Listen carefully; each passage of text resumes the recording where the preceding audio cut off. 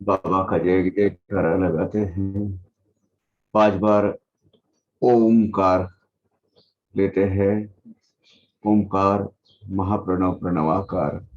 ओमकार स्वरूप साईनाथ महाराज का ध्यान करते हैं।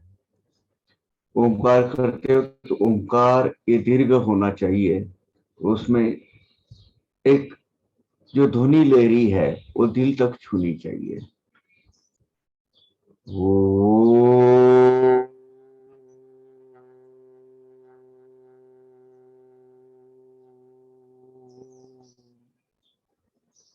श्री साईनाथाय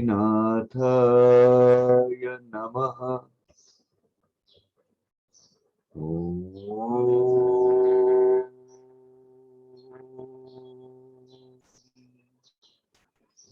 श्री साईनाथाय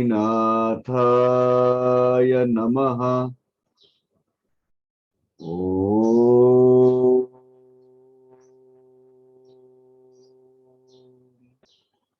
श्री साईनाथाय नमः। ओ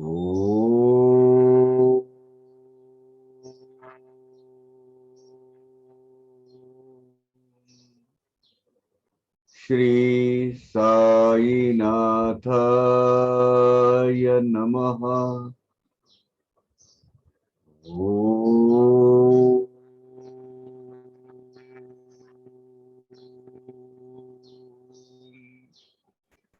श्री साईनाथाय नमः।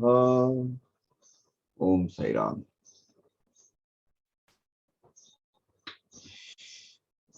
Yesterday we have finished up to 78.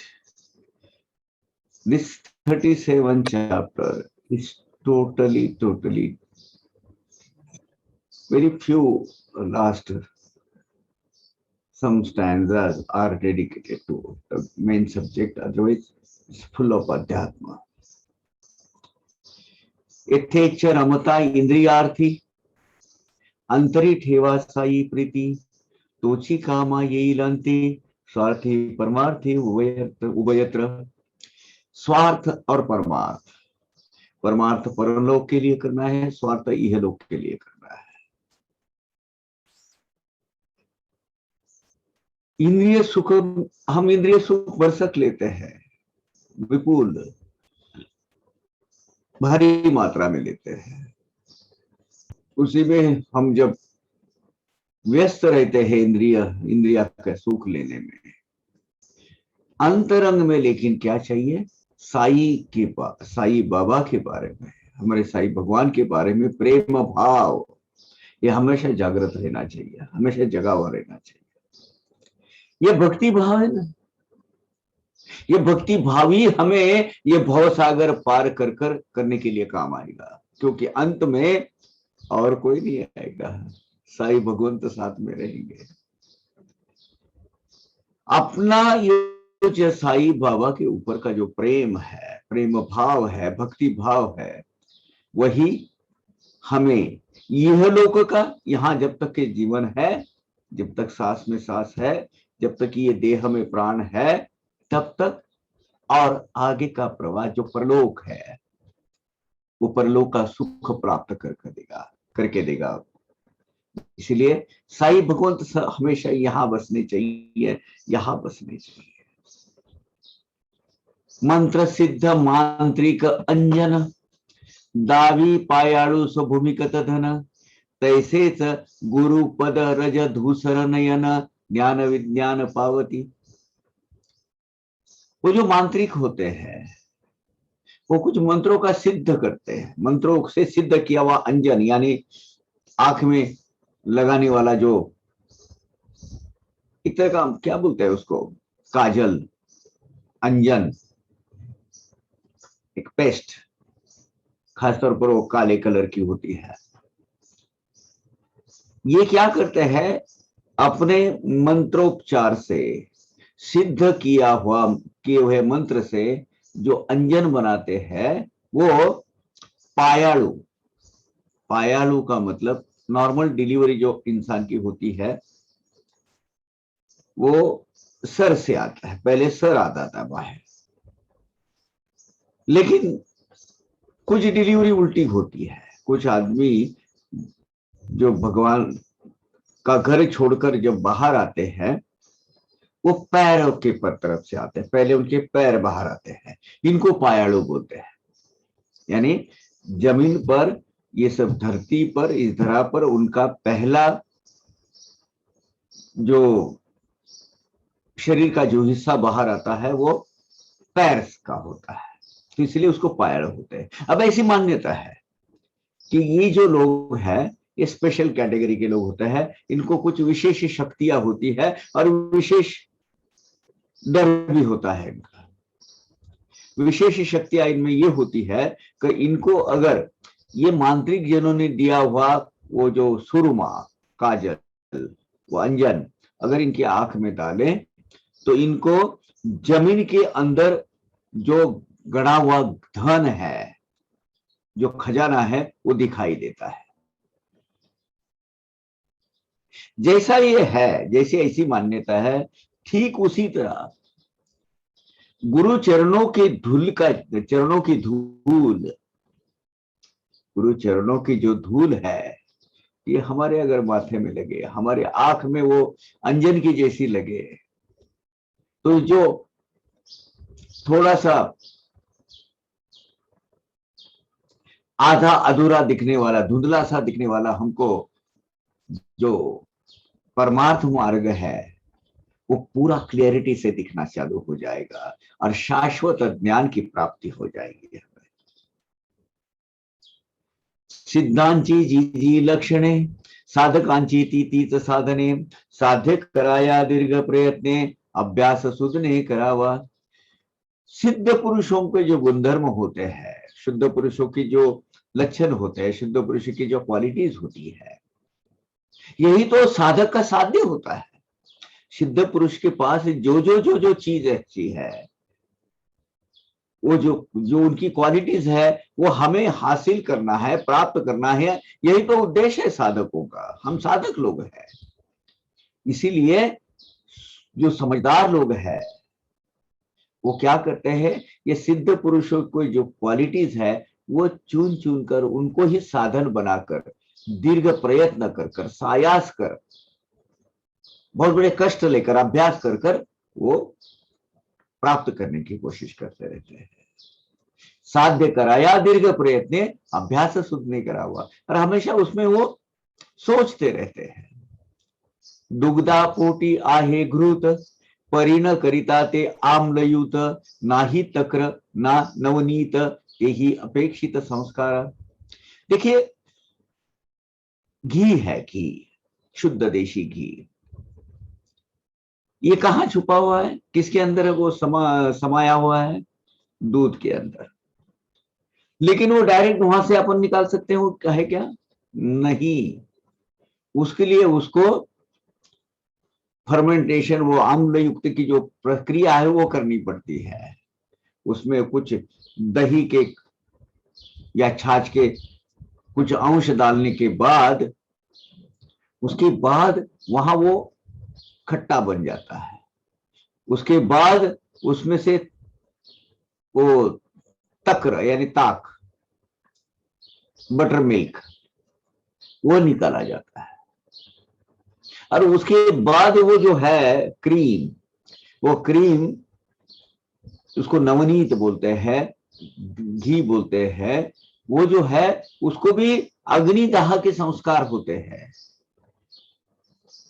अग्नि पर वो गर्म किया जाता उसके बाद वो घी हमें प्राप्त होता है ना?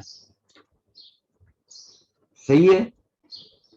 अभी ये प्रक्रिया जो है, ये प्रोसेस है। ये प्रोसेस की जो है, दूध से घी निकलेगा क्या डायरेक्ट वहां से? वो है यहाँ, लेकिन उसके लिए प्रोसेस की जरूरत है। अध्यात्म में भी ऐसे ही प्रोसेस की जरूरत होती है, और वो प्रोसेस जाती है सदगुरु के माध्यम से। तक्र घुसळल्या विरहित प्राप्त होई ना नवनीत तेही न करता अग्नि संयुक्त स्वादिष्ट गुरुत लाभेना। यानी ये ताक को घुसला जाता है, ऐसे उसको घुसलना बोलते हैं, उसको घुसला जाता है। उसके बाद वो ऊपर का ऐसा लेयर आ जाता है बटर का, और वो बटर जब अग्नि के सानिध्य में ले जाते हैं तब उसका वो लिक्विड लेयर जो होता है, स्वादिष्ट, जो बहुत पौष्टिक होता है, न्यूट्रिशियस होता है, वो घी हमें प्राप्त होता है। यानी ये सब प्रोसेस संस्कार की है।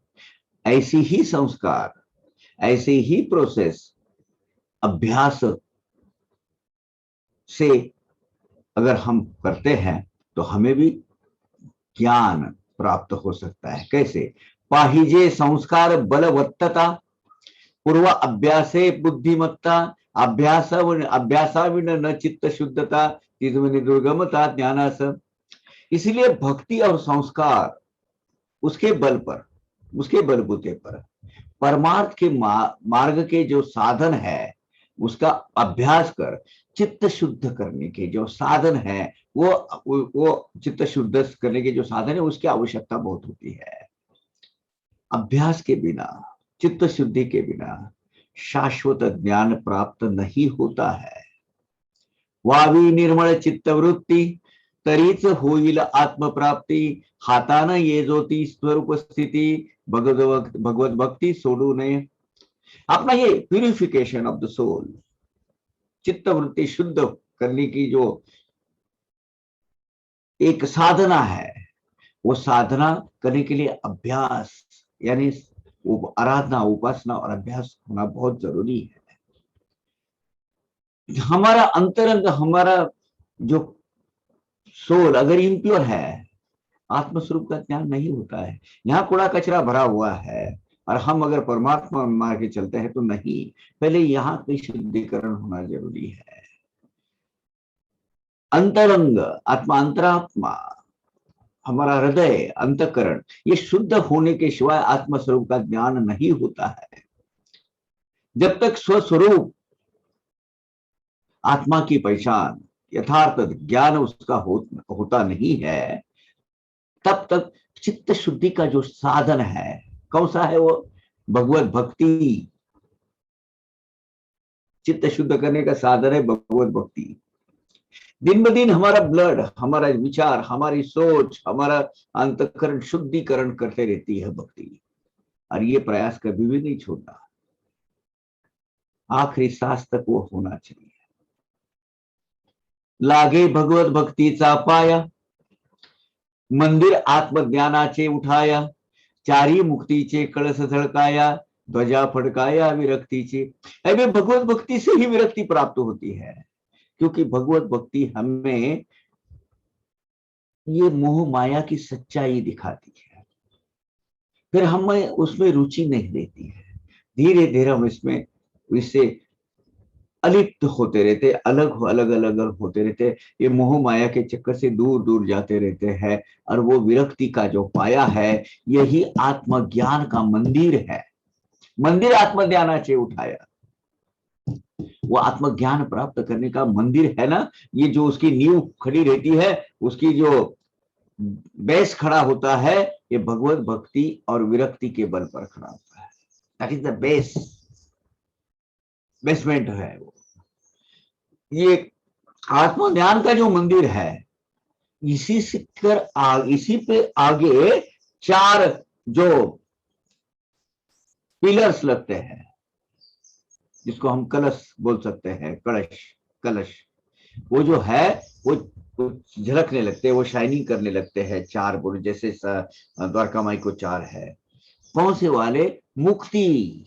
ये चार कलश यानी चारों मुक्ति। अब ये मुक्ति हम बहुत बार डिस्कस कर सकते हैं, कर चुके हैं, लेकिन फिर हम करते हैं। पहले है सालोक्य मुक्ति, भगवंत के सानिध्य में रहना, भगवान का उपवास में रहना, भगवान के समीप रहना, हमेशा उनके नाम में व्यस्त रहना, नाम रामना, नाम लेने में, जप में, सोच में, विचार में भक्ति करते रहना, ये सालोक्य मुक्ति है। दूसरी है सामीप्य मुक्ति, भगवंत के सानिध्य में रहकर, भगवान के पास रहकर उनके गुणधर्म जो है, सिद्धों के जो गुणधर्म है उसी को साधन बनाकर उनके गुणधर्म प्राप्त करते रहना। यानी सदगुरु के जितनी भी क्वालिटीज है वो प्राप्त करने की कोशिश करना। तीसरी है सारूप्य मुक्ति। भगवंत की जो ये क्वालिटीज, भगवंत के जो गुणधर्म है, भगवान के जो लक्षण है, वो सब हमें प्राप्त करते रहते हुए आत्मस्वरूप हमें पहचानना। जब भगवान स्वरूप सदगुरु के हम जब ये लेते हैं, उनसे ज्ञान प्राप्त करते हैं, वो ज्ञान से हमें आत्मस्वरूप का ज्ञान प्राप्त होता है। और हम ये पता चलता है हमें हमने और सदगुरु में कोई फर्क नहीं है। यानी भगवान के जैसे, सदगुरु के जैसे हम दिखने लगते हैं। लोग कहते हैं हाँ साईं बाबा के भक्त है, उनकी में वो क्वालिटीज है। किनकी क्वालिटीज है? साईं बाबा ने दी हुई कुछ क्वालिटीज है। He has bestowed his love on him. So people start recognizing you as a Sai bhakt. हाँ नहीं, इनमें ये सब दिखता है। ये जो है साईं बाबा की जो टीचिंग्स है और प्रीचिंग है, ये हमने अंदर में वो सीप कर लेते हैं, अंदर ढाल लेते हैं अपने आप में, उसमें ये दिखता है। इसमें इसको कहते हैं, इसको क्या कहते हैं? सारूप्य मुक्ति। भगवान का स्वरूप हम में समा जाना और हमें हमारे आत्म स्वरूप की पहचान होना, ये है सारूप्य मुक्ति। और चौथी तो क्या कहने, अपना अस्तित्व भगवंत के अस्तित्व में विलीन कर देना, इमर्ज कर देना उसमें। यानी जीव और शिव की जो मिलन होता है, जो भेंट होती है, वो है सायुज्य मुक्ति। भगवान बनकर ही बैठ जाना, आत्मा का प्रवास खत्म। मागुती ना जनन, मागुती ना मरण, फिर से जनन मरण की प्रक्रिया से दूर लेने की जरूरत नहीं। रातन दिन कर्दमी लोड़ती, श्वान शुक्रे विष्टा भक्षिति, विषय भोगती ही भोगिती, तीस का महती नरते ही। यही तो फर्क है अन्य प्राणी मात्रों में और नर देह में, मनुष्य जन्म में। देखिए कर्दम यानी ये जो कीचड़, जो गटर बिटर जो पड़ा रहता है इसमें, मैला गंदा जो कीचड़ होता है, ये श्वान है, जो सुकर है, यानी जो पिग्स, ये जो अन्य प्राणी मात्र है, उसमें हमेशा जाके विष्ठा खाते रहते हैं। विष्ठा यानी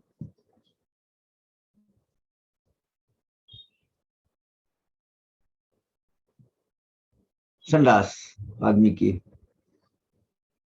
वो प्राणी मात्र है, वो भी जीवात्मा है, वो भी सब है, लेकिन उनका क्या है, उनका दायरा वहां तक ही सीमित है। वो भी कीचड़ में रहते हैं, उन्हीं को स्वर्ग प्राप्त समझते हैं, वही उसमें खाते रहते हैं। विषय भोग अन्य प्राणी मात्र भी भोगते हैं। देखिए आज की शुरुआत कहां से हुई? विषय भोग इंद्रिया की है। इच्छे इच्छे करो, कोई बात नहीं, अन्य प्राणी मात्र भी वही करते हैं, हम भी वही करेंगे, कोई तकलीफ नहीं। लेकिन फिर नरदेह में ये सर्वश्रेष्ठ है, उसमें और ये अन्य प्राणी मात्रों में फर्क क्या है? फिर इन नरदेह प्राप्ति की महती कब पता चलेगी? बस eat shits sleep and sex, that's all. यही अगर करना है तो अन्य प्राणी मात्रों में आप में फर्क क्या है? हमने ये समझना बहुत जरूरी है। और इसी को कहते हैं आत्मस्वरूप का ज्ञान। इससे कहते हैं सेल्फ रियलाइजेशन प्रोसेस। हमें भगवान ने ये देह दिया है, definitely it's a big opportunity, it's a fact that we are in this body. अब ये बॉडी के जो सर्टन एडवांटेजेस है, तो एडवांटेजेस लेना बहुत जरूरी है। क्या एडवांटेजेस है? भगवान की भक्ति करना, जो रास्ता हम भूल चुके हैं। भगवान के साथ जो हमारी जो कनेक्टिविटी है, वो माँ की कोख से बाहर आने के बाद जो वो जो नाड़ी काट दी जाती है, तो उसी के साथ में वो खत्म हो जाती है। अब हम अकेले छोड़ दिए हैं ये मोह माया के संसार में, फिर से वो कनेक्ट होना है। कैसे? चित्त शुद्ध कर कर। हो ये जेने चित्त शुद्धि, जेने अखंड ब्रह्म सिद्धि, ते स्वधर्म आचरणाधि तपहे साधी नरदेह। आत्मशुद्धि, चित्त शुद्धि के जो साधन है, ब्रह्म ज्ञान प्राप्ति के साधन है, प्राप्त करने के लिए विहित धर्म आचरण, स्टिपुलेटेड लाइंस, गाइडलाइंस, ये फॉलो करना बहुत जरूरी है, आवश्यक है। वो नरदेह, नरदेह अगर ये व्रतों का पालन नहीं करेगा, ये आचार संहिता नहीं संभालेगा, आचार धर्म का पालन नहीं करेगा, तो आत्मशुद्धि कैसी होगी भाई?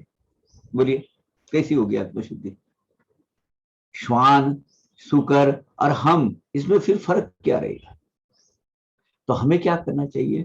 आत्मशुद्धि के साधन है, चित्त शुद्धि के जो साधन है, वो चित्त शुद्धि के साधन हमें, उसके बल पर हमें हमारी प्यूरिफिकेशन प्रोसेस करनी है। घर में शुद्ध पानी आने के लिए हम एक्वा फिल्टर लगाते हैं, क्योंकि उसके जो बैक्टीरियाज है अनवांटेड वगैरह वो सब निकल जाए। वही काम यहाँ ही करना है। ये जो सदगुरु का दिया हुआ अमोघ ज्ञान, जिसकी वैल्यू कर नहीं सकते हैं, इनवैल्यूएबल ज्ञान, उसके माध्यम से हमें पहले प्यूरिफाई होना है, पहले विचारों को प्यूरिफाई होना है, देह को प्यूरिफाई होना है। हमें वो भगवान के जो आत्म तत्व के जो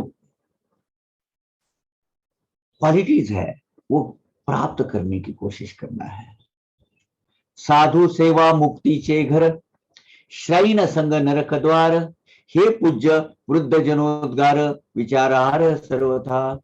श्रैन संग, श्रैन संग स्त्री के बारे में जो आसक्ति होते है, स्त्री की प्राप्ति की जो लालसा होती है, अपनी श्री नहीं, भगवान ने स्वर्ग में जो जिसके साथ हमारी गांठभेंट करवाई है, जिसके साथ हम संसार घर गृहस्थी करते, उसके बारे में उसको ये लागू नहीं होता।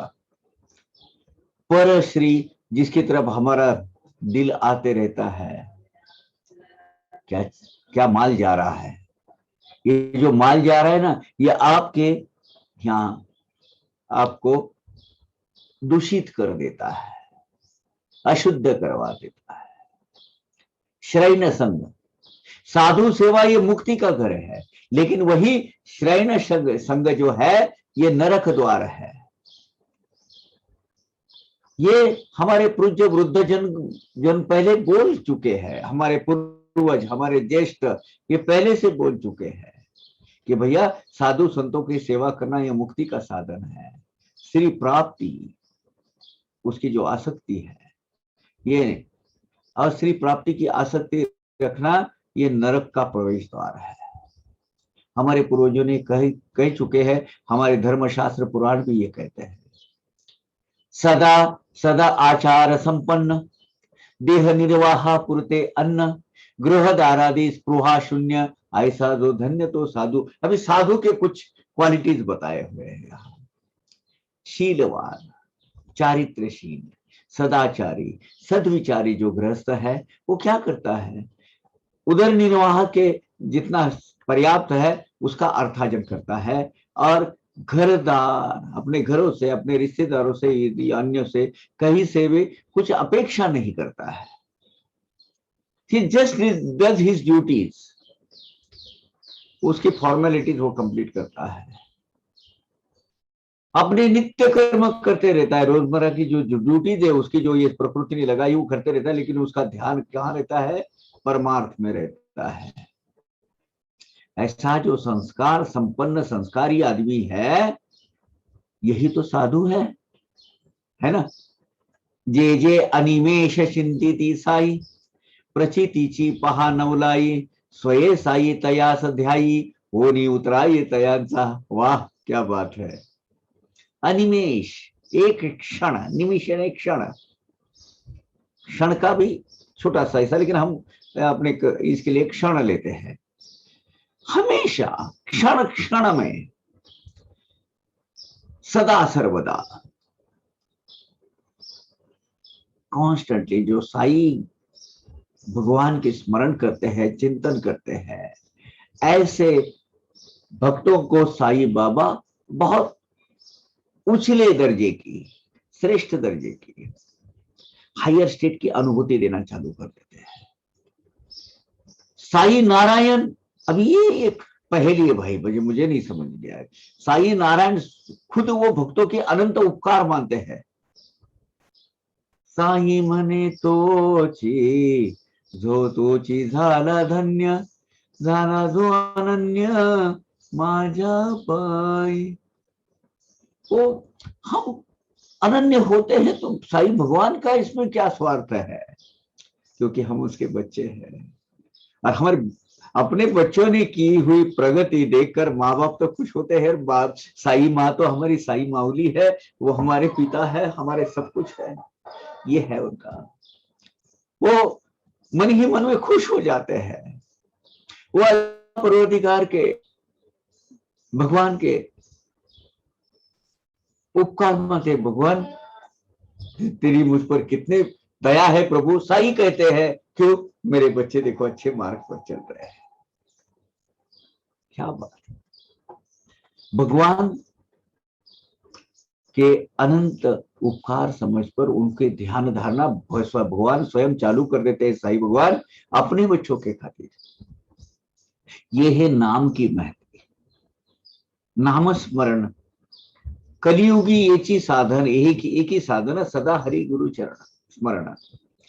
कलयुग में हमें यज्ञ याग तप ध्यान करने की कोई जरूरत नहीं है, सिर्फ भगवान का नाम लेना वो सर्वश्रेष्ठ नाम है। नामधारक जो है ना, वो भक्तों से कई गुना आगे रहता है। मैं नामधारक, ऐसा कहना वो बहुत क्वालिटीज बड़ी है, वो इजीली आसानी से प्राप्त नहीं होती है। खुश मत होइएगा कि हाँ हम बाबा का नाम लेते तो हम नामधारक हो गए, नहीं।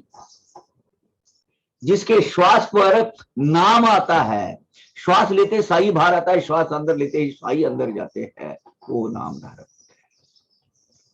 धन्य नाम स्मरण महति, गुरु ही भक्त स्मरण करीति, ध्याता प्रवेशे ध्येय स्थिति, पूर्ण विस्मृति परस्पर।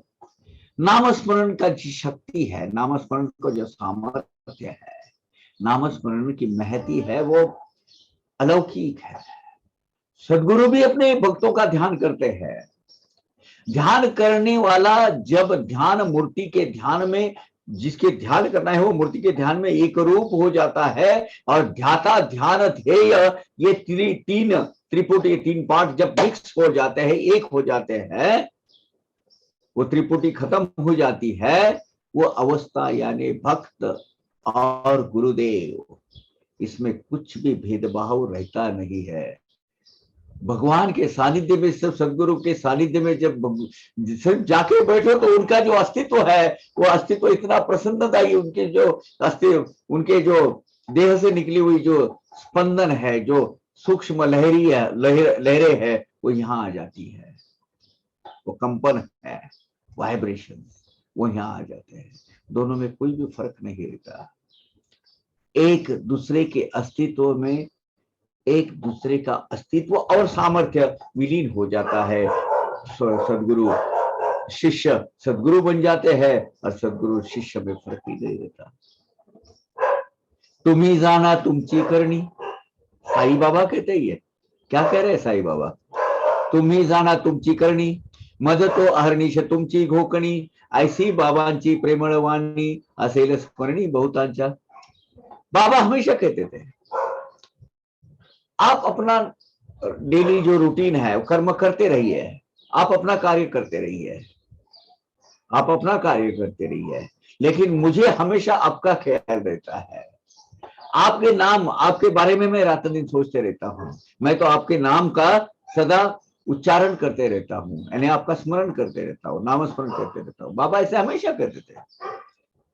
बहुत सारे भक्तों को इसका स्मरण होगा। बाबा खुद ऐसे कहते, बाबा ऐसे हिमाड़ पंत कहते कि बाबा ने, मैंने खुद महसूस किया है। जब हिमाड़ पंत कहते हैं, क्योंकि जिन्होंने बाबा का जो सगुण रूप है कि देखा है, तो हमें वो तो उसमें कोई इप्स एंड बट्स करने की जरूरत है नहीं। न लगे अम्मा ज्ञान कथा, बहुत अच्छी वो भी है, ये बहुत अच्छा स्टैंजा है, लिख के रखिएगा। इसमें साई सच्चरित, साई सच्चरित की महती है। न लगे अम्मा ज्ञान कथा, पुरे हा एक साई सा गाथा, किति ही पापे असोतमा था, संकटी त्राता अम्मा। क्या है ये साई सच्चरित? क्या है ये साई की गाथा है। हमें कोई ज्ञान देने वाली ज्ञान कथा हमें कोई जरूरत नहीं है।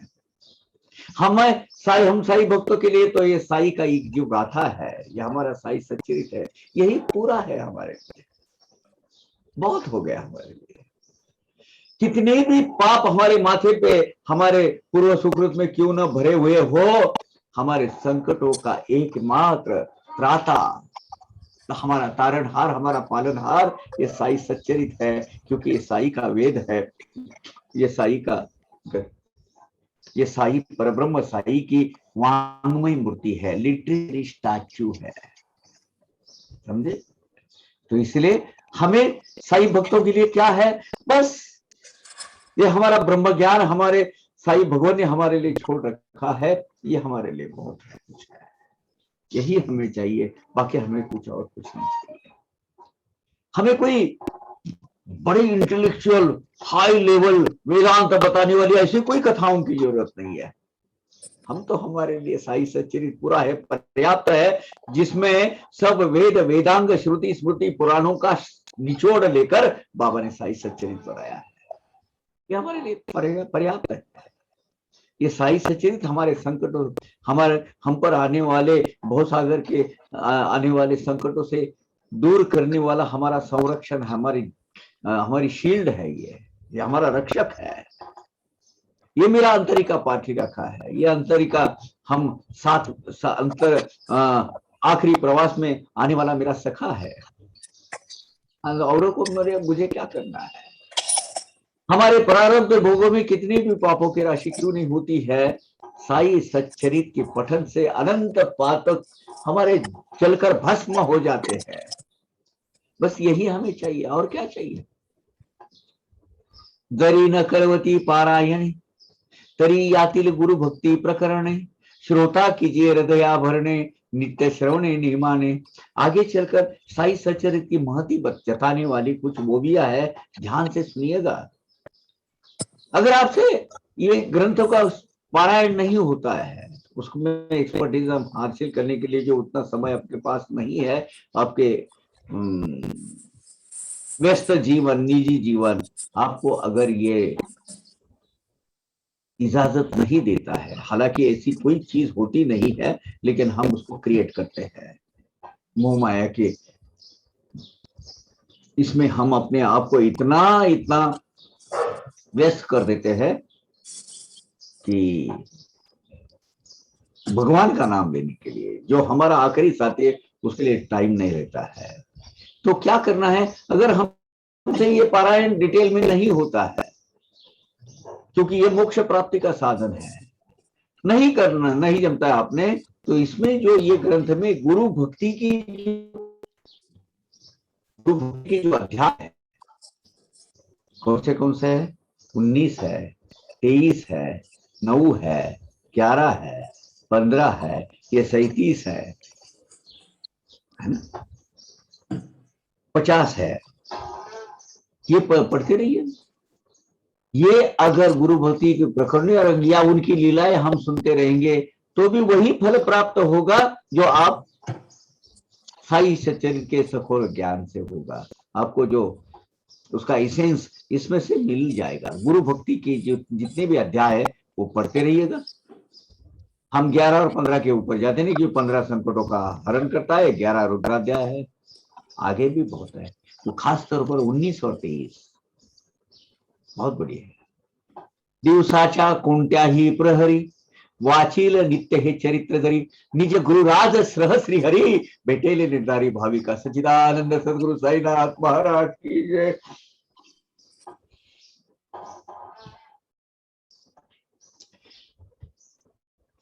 ये वचन है बाबा का, ये हमें लॉ यानी जैसे स्टैम्प पेपर लिख के दिया हुआ गारंटी है बाबा की। क्या बोल रहे हैं, साई सच्चरित पढ़ने की कोई समय की आवश्यकता नहीं है, समय की पाबंदी नहीं है, सवेरे होना चाहिए, दोपहर को होना चाहिए, कब जाने, कौन से भी प्रहर में आप ले लो, कौन से भी टाइम में ले लो, कोई विधि विधान साधन वगैरह की कोई जरूरत नहीं, आप कभी भी ले लो, चंद पद में गिनते रहो। दिन के 24 घंटे के अष्ट प्रहर में कौन सा भी प्रहर आप ले लो, जो ये चरित्र पढ़ेगा उसको अपने गुरु के साथ निज गुरु राय सह श्री हरि, साईं बाबा तो मिलेंगे ही मिलेंगे, लेकिन साईं भगवान स्वरूप है वो खुद ही, लेकिन भगवान साईं बाबा हमें महाविष्णु श्री कृष्ण श्री हरि के भी दर्शन करवाएंगे, और डेफिनेटली निर्धार भेटेल निर्धारी भाविका 100% गारंटी के साथ में मिलेंगे आपको। क्या बात है, यही तो चाहिए हमें, यही तो हमारे जीवन का उद्देश्य है, भगवत प्राप्ति।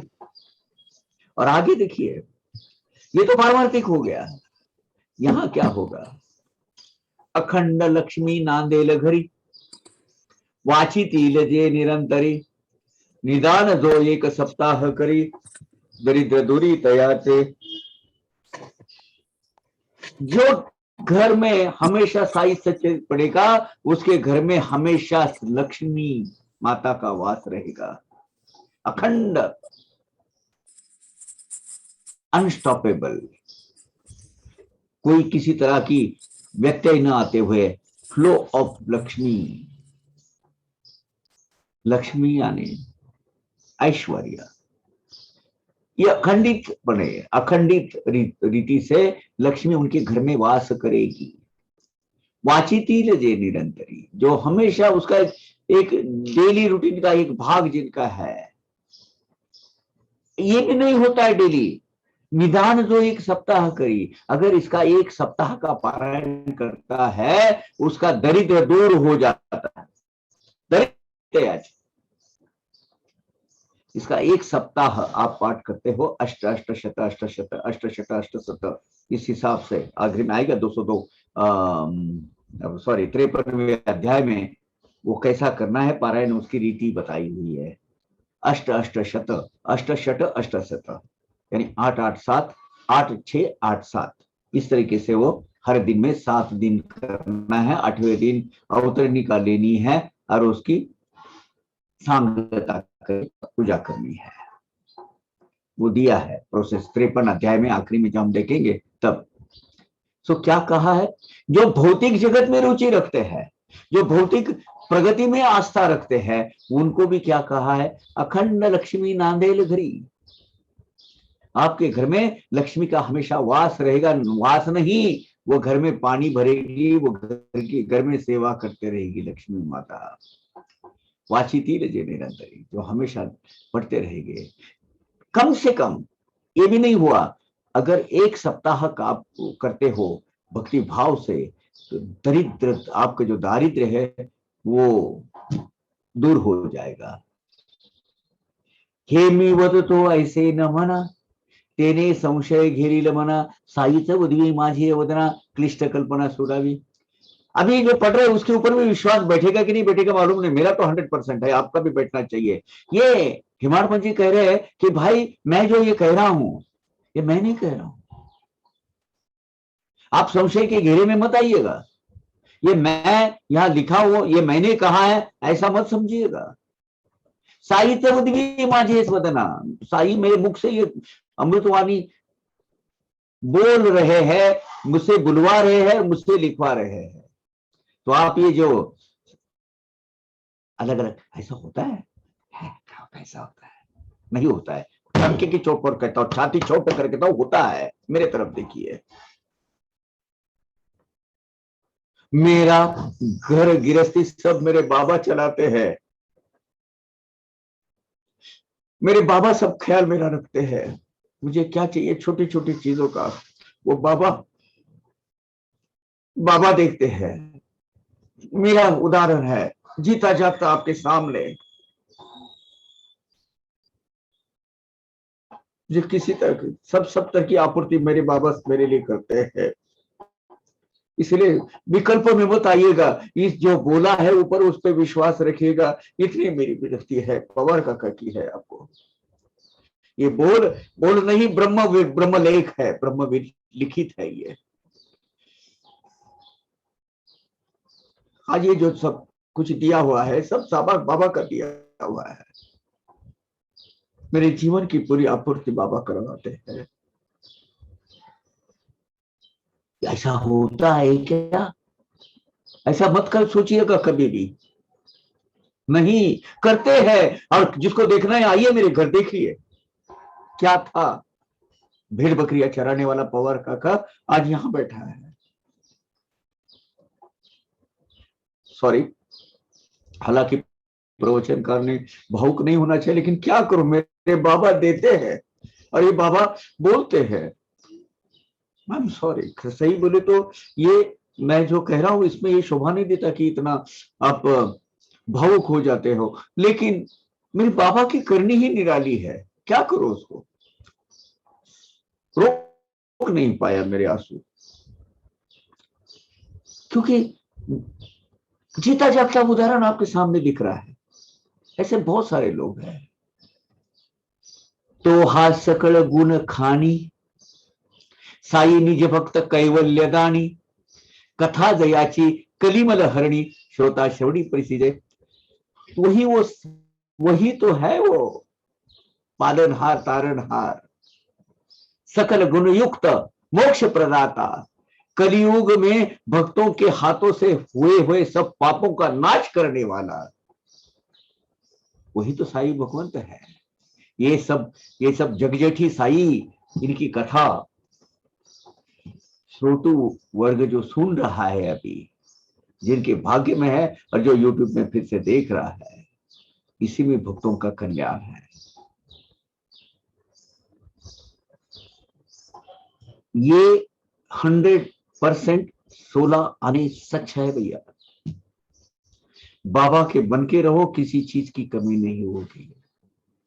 ऐसिया संत कथा पुढे, स्वर्ग सौख्य ते काय बापुडे, कोण ढुकून पाहिले तिकडे, टाकून रोकडे सत्कथन।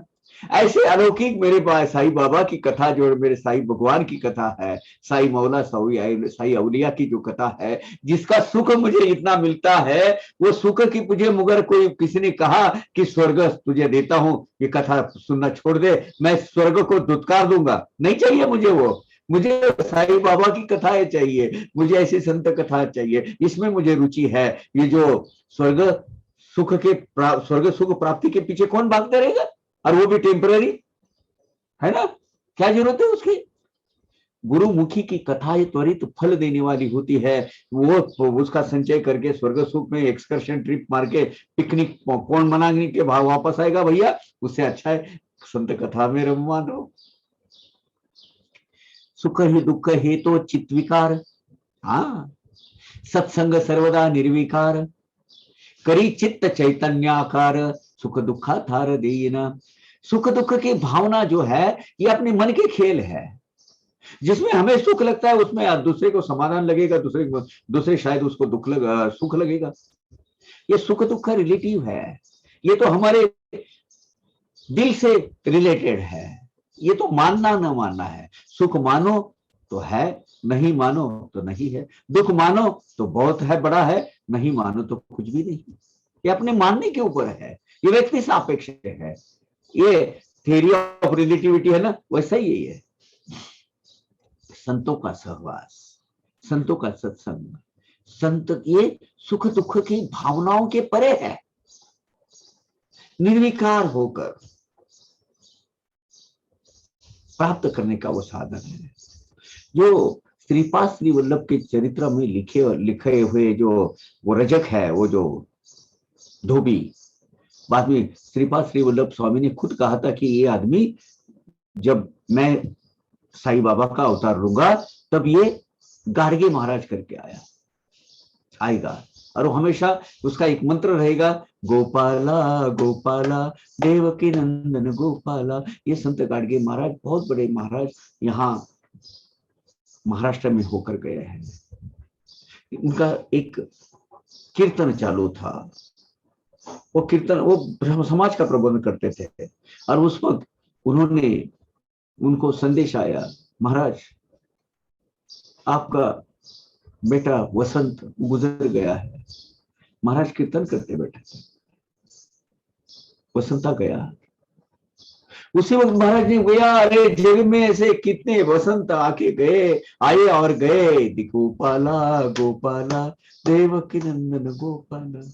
ये विरक्ति जो आती है, ये निर्विकार वृत्ति आती है, संतों के सहवास से, संतों के सत्संग से आती है। और ये प्राप्त करने का एक पर्याप्त साधन है संतों का सहवास, संतों की संगति। वह चैतन्य घन परमेश्वर का चित्त एकाग्र कर कर हमें जो ध्यान देकर, जो हमें ये संत महात्मे सीख देते हैं, हमें शिक्षा देते हैं, वो सुख दुख के भावनाओं को विराम पहुंचाता है। गाडगे महाराज खड़े हैं, उनका ये लड़का मर गया है, इसका संदेशा उनको जब वो कीर्तन के लिए खड़े हैं तब आता है। और वो बोलते हैं, अरे ऐसे कितने वसंता आए इस जग में और कितने चले गए, गोपाला गोपाला देवकी नंदन गोपाला। मैं ये इसीलिए कह रहा हूं, भगवान के सानिध्य में, श्रीपाद श्री वल्लभ के सानिध्य में रहकर वो जो रजक जो है, जो धोबी है, उसने जन्म जन्म जन्म जो पार कर कर जब जहां गाडगे महाराज तक आए, मुक्ति का प्रवास उन्होंने स्टार्ट किया। हमारी जो शुद्धिकरण की प्रक्रिया है साईं बाबा के सानिध्य में है, और साई की भक्ति में ही है। भले उसमें अनंत जन्म और लग जाए, इतना ही कहो, बाबा इस जन्म में मुझे भक्ति करना मेरा रह गया, अगले जन्म में मुझे और आप ही के चरणों में रखना, आप ही का दास बना के रखना, आपका एक भक्त बना के लाना और मनुष्य जन्म दे देना। उसके लिए जो क्वालिटीज है, जिसके लिए जरूरी है, वो मैं सब करने को मैं करूंगा। आपके दिए दिखाए हुए रास्ते पे चलूंगा, कोई किसी का शोषण नहीं करूंगा, किसी पर अन्याय नहीं करूंगा, जो सही रास्ते पे चलूंगा। ये शुद्धिकरण की प्रक्रिया मेरी आपके सानिध्य में अभी जो स्टार्ट हुई है, उसको कभी व्यत्यय नहीं आने देना मेरे प्रभु। बस मांगते रहो।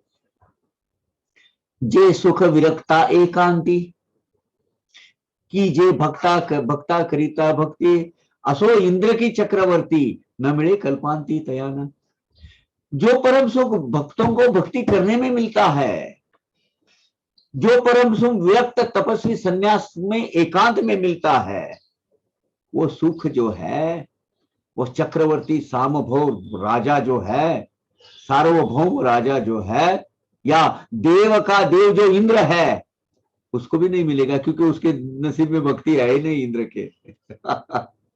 भक्ति भाव तो सिर्फ मनुष्य मात्र को दिया है, इंद्र भक्ति नहीं कर सकता, क्योंकि वो देवों का देव है, राजा है, देवों का राजा है, इंद्र है, और देव को भक्ति नहीं है। दो ही उसको एक्सेप्शन है, एक शिव और दूसरे विष्णु, एक दूसरे के भक्त है। ये सर्वश्रेष्ठ शक्तियां एक दूसरे को भजते हैं, बाकी किसी को भी ये अधिकार प्राप्त नहीं है। उन्होंने अपने अपने जो डिपार्टमेंट है वो संभालना है।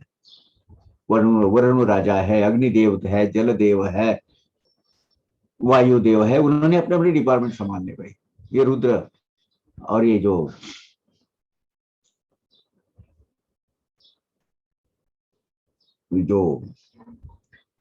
भगवान विष्णु और शिव, ये जो इनके जो है, इनके जो इन्होंने नियुक्त किए हुए जो डिपार्टमेंटल हेड है, प्रारब्ध भोग बलवत्तर, बुद्धि उपजे कर्मानुसार, उपजे उपजो परी है नेम निमांतर, भक्त तत्पर टाड़िल। ये प्रारब्ध भोग के प्राबल्य के बल पर, उसके बल पर, पूर्व संचित कर्म के ऊपर हमने हाथ से जो कर्म, वो कर्म के बल पर जो कर्म घटित हुए, ये जीवन प्राप्त होता है। उसी तरह से कर्म और बुद्धि प्राप्त होती है। लेकिन हाँ, ये मत सोचिएगा कि अभी हमारे प्रारब्ध भोग में गए में हमने बहुत पाप कर्म किए होंगे, ये किए होंगे, वो किए होंगे, हमारे नसीब में यही लिखा हुआ आया है तो ये भुगतना है, तो क्यों भक्ति करना है, क्यों छोड़ना है। नहीं, आपके प्रारब्ध भोगों की जो भोग है, आपका प्रारब्ध जो लिखा हुआ है, वो भी उसके उल्टे सुल्टे करने की ताकत भक्ति में है। भगवत भक्ति में जो रममान जीवात्मा है, उसके लिए ये लागू नहीं होता। हाँ, आपका कितना भी प्रारब्ध बदतर क्यों न हो, लेकिन कर्म फल का जो सिद्धांत है वो भगवत भक्ति के लिए नहीं है, उनको नहीं लागू होता। वो पहले दिखता है, अरे हाँ, इसके नसीब में क्या लिखा है, ये है, इसको तो ये बाधा आनी चाहिए, चलो इसका लिखा जुखा करे, शनिदेव आएंगे, यमदेव आएंगे, षष्ठी देवी आएगी, अरे ये तो भगवत भक्त है, अरे इसके बारे में फिर से रिव्यू के लिए भेज दो भाई फाइल वापस, इसको टच नहीं कर सकते। वो रिवीजन के लिए जाती है, इसके प्रारब्ध भोग में तो ये लिखा हुआ, लेकिन ये तो भगवान का भक्ति करता है, ये भगवत भक्ति है, ये सदगुरु के चरणों में है, इसका चित्त शुद्धिकरण हो रहा है, इसके प्रारब्ध भोग तो बहुत बेकार है, क्या करें इसका। रिवीजन के लिए वापस भेजा जाती है भाई, उसको वो टच नहीं कर सकते। भक्ति की वजह से अंतकरण शुद्ध होता है और सत सत असत विवेक बुद्धि जागृत हो जाती है। जो हमेशा नित्य नियम से अपने रोज रोज के जो कर्म है या कर्म भोग है वो कर कर बुद्धि बलहीन होकर क्या होते हैं, प्रारब्ध के कर्म भोग है ना, वो उसकी ताकत, कर्म भोगी की जो ताकत है वो श्रिंक हो जाती है। क्योंकि भगवत भक्ति वो जो भक्त है उसका प्रारब्ध ही बदल देती है। बाबा ने किया है ऐसा, बहुत बार किया। मैं आपको जो ज्योतिष शास्त्र है ना, उसमें जो रुचि रखते हैं, मैं मेरी कुंडली भेजता हूं आपको, जिसको रुचि है बता देना, इंडिविजुअल। 72 से 72 कुंडली है, दुश्मन की भी ऐसी नहीं होनी चाहिए। वो दादर में, बॉम्बे में एक क्लासेस चलाते हैं, वो मेरी कुंडली लोगों को पढ़ाते हैं, बोले ये ऐसी ग्रह स्थिति है आदमी की। आखिरी में वो सब 12 ग्रह होने के बाद वो बोलते हैं अभी आदमी की हालत क्या होनी चाहिए। बोलते यार ये तो जिंदा ही नहीं रहना चाहिए, कितना अशुभ योग है इसकी कुंडली में, कितनी कितनी यातनाएं, आपदाएं, विपदाएं है उसके पास। फिर वो बोलते हैं ये आदमी एक सक्सेसफुल साई भक्त है, निजी जीवन में भी अच्छा इंडस्ट्रियलिस्ट है, वो सब कुछ अपना रोजमर्रा की जिंदगी जीता है। तो ये जो ज्योतिष शास्त्र है, ज्योतिष शास्त्र के परे भी एक शास्त्र है, और वो है भगवान का शास्त्र, और वो है भगवान की भक्ति। आश्चर्य हो जाता है उन लोगों को, अरे ऐसा भी हो सकता है।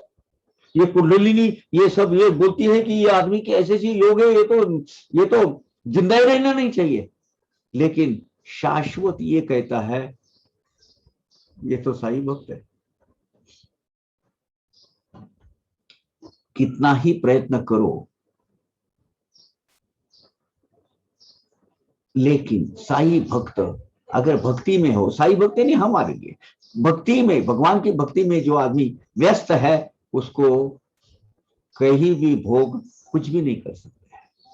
कराखी भगीरथ उद्योग, चुके ना प्रारब्ध कर्म योग, अविश्य भावित्वाचा योग, तयाचा युयोग अशक्य।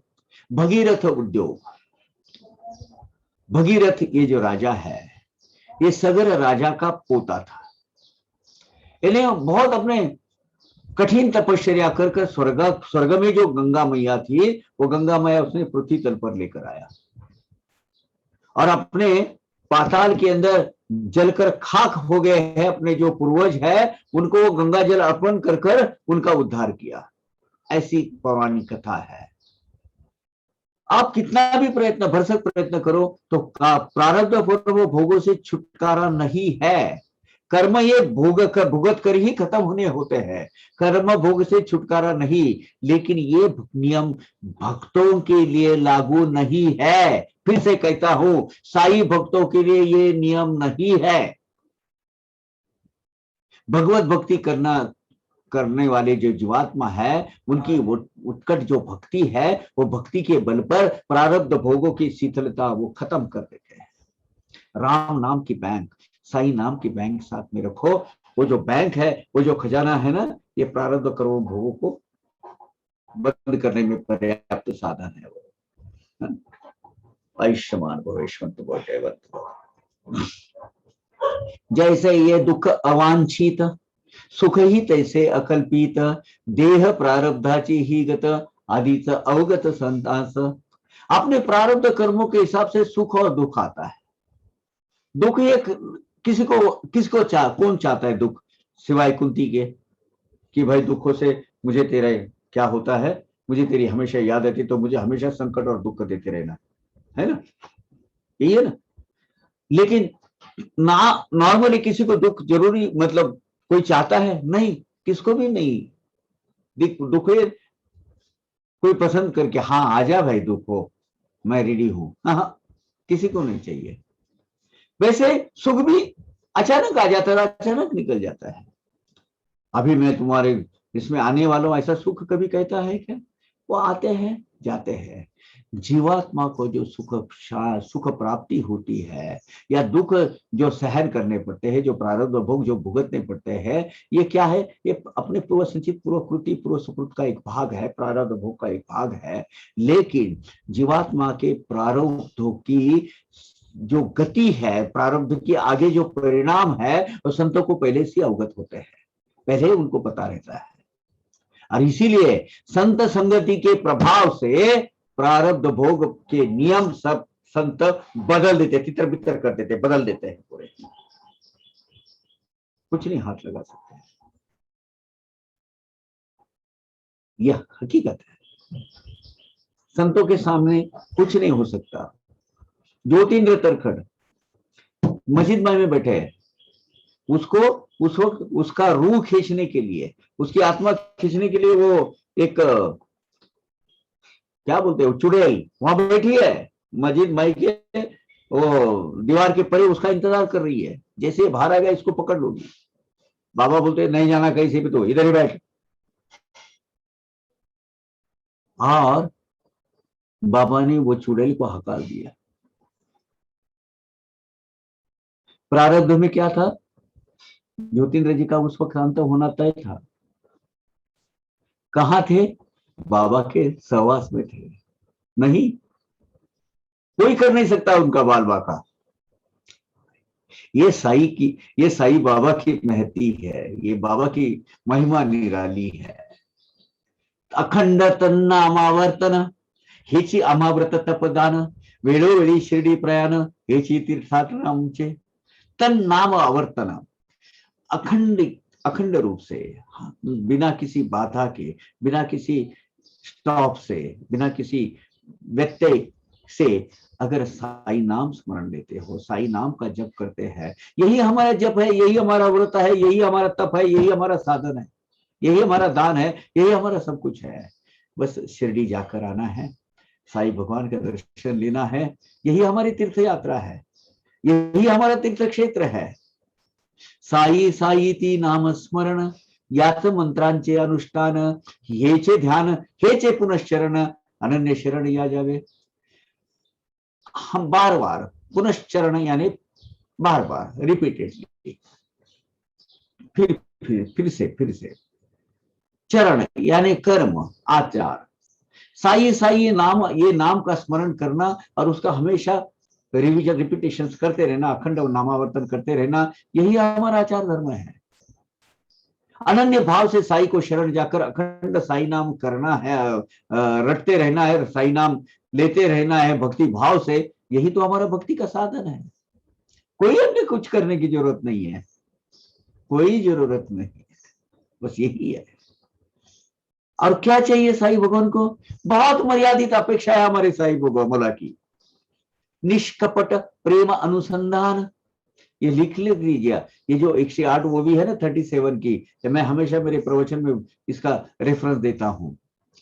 निष्कपट प्रेम अनुसंधान, कोई छल कपट के बिना जो प्रेम से अनुसंधानित है बाबा से, यही उनका सही, यही सही मात्रा में उनकी पूजा है। उसके लिए पुष्पम समर्पयामि, फलम तमस समर्पयामि, अक्षताम समर्पयामि, नमस्कारों दिव्यम दर्शयामि। कोई जरूरत नहीं है। सच्चे दिल से, क्लियर सच्चे मन से उनका, उनके प्रेम भाव से उनसे जुड़े रहना, ये तो कहते खरे तयाचे पूजन है, यही उनकी पूजा है। अपने अंतरंग में ये ठान लीजिएगा। हमें गिल्टी कर महसूस करना है, हम बाबा की पूजा नहीं कर सकते, उनके लिए फल नहीं है, उनके लिए फूल नहीं है, ये मैं कर नहीं सकता हूं, ये तो बहुत जरूरी है। कोई जरूरत नहीं है बाबा के लिए। सच्चे दिल से, खुले दिल से, बिना कोई कूड़ा कचरा यहाँ न भरा हुआ शुद्ध अगर अंतकरण है और सच्चे से बाबा होते, बाबा आपको ना किस चीज की क्या जरूरत है, उनसे अनुसंधानित रहिए, हमेशा कनेक्टेड रहिए। यही उनकी पूजा है, सर्वश्रेष्ठ पूजा है। और फिर अपने अंतरंग में जो प्रेम की लहर जो उठती है, दिल में जो एक लहर उठती है, वो लहर के मजे लीजिए। ये बाबा की ये जो है ना, हमारे जीवन में क्या अलौकिक करनी कैसे करते हैं, ये भक्तों ने खुद अनुभूति क्या विषय है भाई, ये खुद अनुभव लेने का विषय है। ऐसे क्वालिटेटिव चेंजेस, ऐसे गुणात्मक बदल हमें वो घटित करवाते हैं, हमारे जीवन में लेके आते हैं कि किसी और चीज की कुछ रहती नहीं है, करनी रहती नहीं है। ये साई नारायण का एक ये शक्ति स्थल है, साई नारायण। पुरे आता हे गुराळ, आम्हा पाहिजे सत्वर गुण, पूर्व संचित कथा रसाळ, श्रवणार्थ सकल उत्सुक्त। 108 ओविया हो गई है। 108 ओविया में बाबा ने अपना पूरा नेक्टर बता दिया है। अब वो बोले ये बहुत ही लंबा चौड़ा हो गया, अभी ये यहाँ खत्म करते। गुराळ यानी वो जो गन्ने का रस निकाल कर उसमें गुड़ बनाने का जो प्रोसेस करने वाली जो फैक्ट्री, गुड़ की फैक्ट्री, उसको गुराळ बोलते हैं। वो गुराळ रात दिन चलते रहता है कि वो चरखा को घूमते रहता है, वो गन्ना निकालते रहे, गुड़ बनाते बनते रहता है। वो एक रेगुलर प्रोसेस है, लंबी प्रोसेस है, इसलिए उसको बता रही है लंबा चौड़ा बहुत हो गया। यानी अभी क्या बोल रहे, अभी ये गुराळ अभी ये खत्म हो गया, हमें तो इमीडिएटली मीठा गुड़ चाहिए। तो हमने गत अध्याय के अंत में जो कथा लेने की सोची थी, जिसका अभ्यास हम करने के सोचे थे, अभी वो स्टार्ट हो रही है। आप सब लोग श्रवण करने के लिए उत्सुक है। मुझे मालूम है कुछ लोगों को अभी जो 108 ओविया है उसमें रुचि नहीं आएगी, उनको कथा में रुचि रहती है। बाबा की कथाएं सुनने में गलत नहीं, सुनना चाहिए। कथा में जितनी ताकत श्रेष्ठता है वो ज्यादा है, लेकिन ये बाबा को ये कहना था, साई सच्चर के महती महिमा हमें जताना था, इसलिए 108 ओविया बताई है। उसको क्लिष्ट मत समझिएगा, उसको जटिल और एकदम कॉम्प्लिकेटेड मत समझिएगा। बहुत आसानी से मुझे लगता है कि वो आपके समझ में आ गई होगी। अगर नहीं है रिवीजन करते रहिएगा। इसका क्या बोलते हैं वो सेव्ड वर्षन जयश्री जी और नागराज जी करते ही आपको बार बार उसमें डालते ही है। साई सच्चरित बाय पवार काका उसमें आता है। इसका अभ्यास कीजिएगा, अध्ययन कीजिएगा। कुछ है तो मुझे बताइएगा। हम यहाँ 5 मिनट की विश्रांति लेते हैं। He used to visit our house. Normally, once or twice in a year, normally he will come, and he will come uninformed, unnoticed. And we had a small bungalow at Kar. I mean, that is where I was born. So he used to stand in the compound gate, and he used to shout, and he used to call my mother, he used to call her Lakshmi Bai. So Lakshmi Bai, like that he used to shout.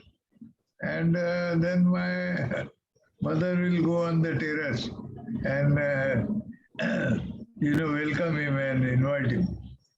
And that night he used to always stay with us. And he used to tell us, on our terrace, because he used to sleep on our terrace.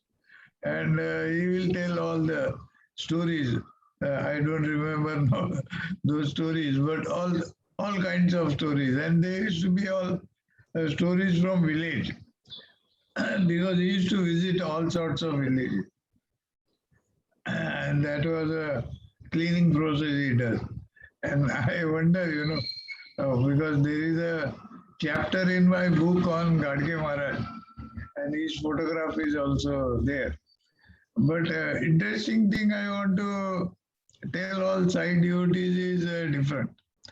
You see, bhakti, what way one should do the bhakti is every individual's, desire. You don't know who does what.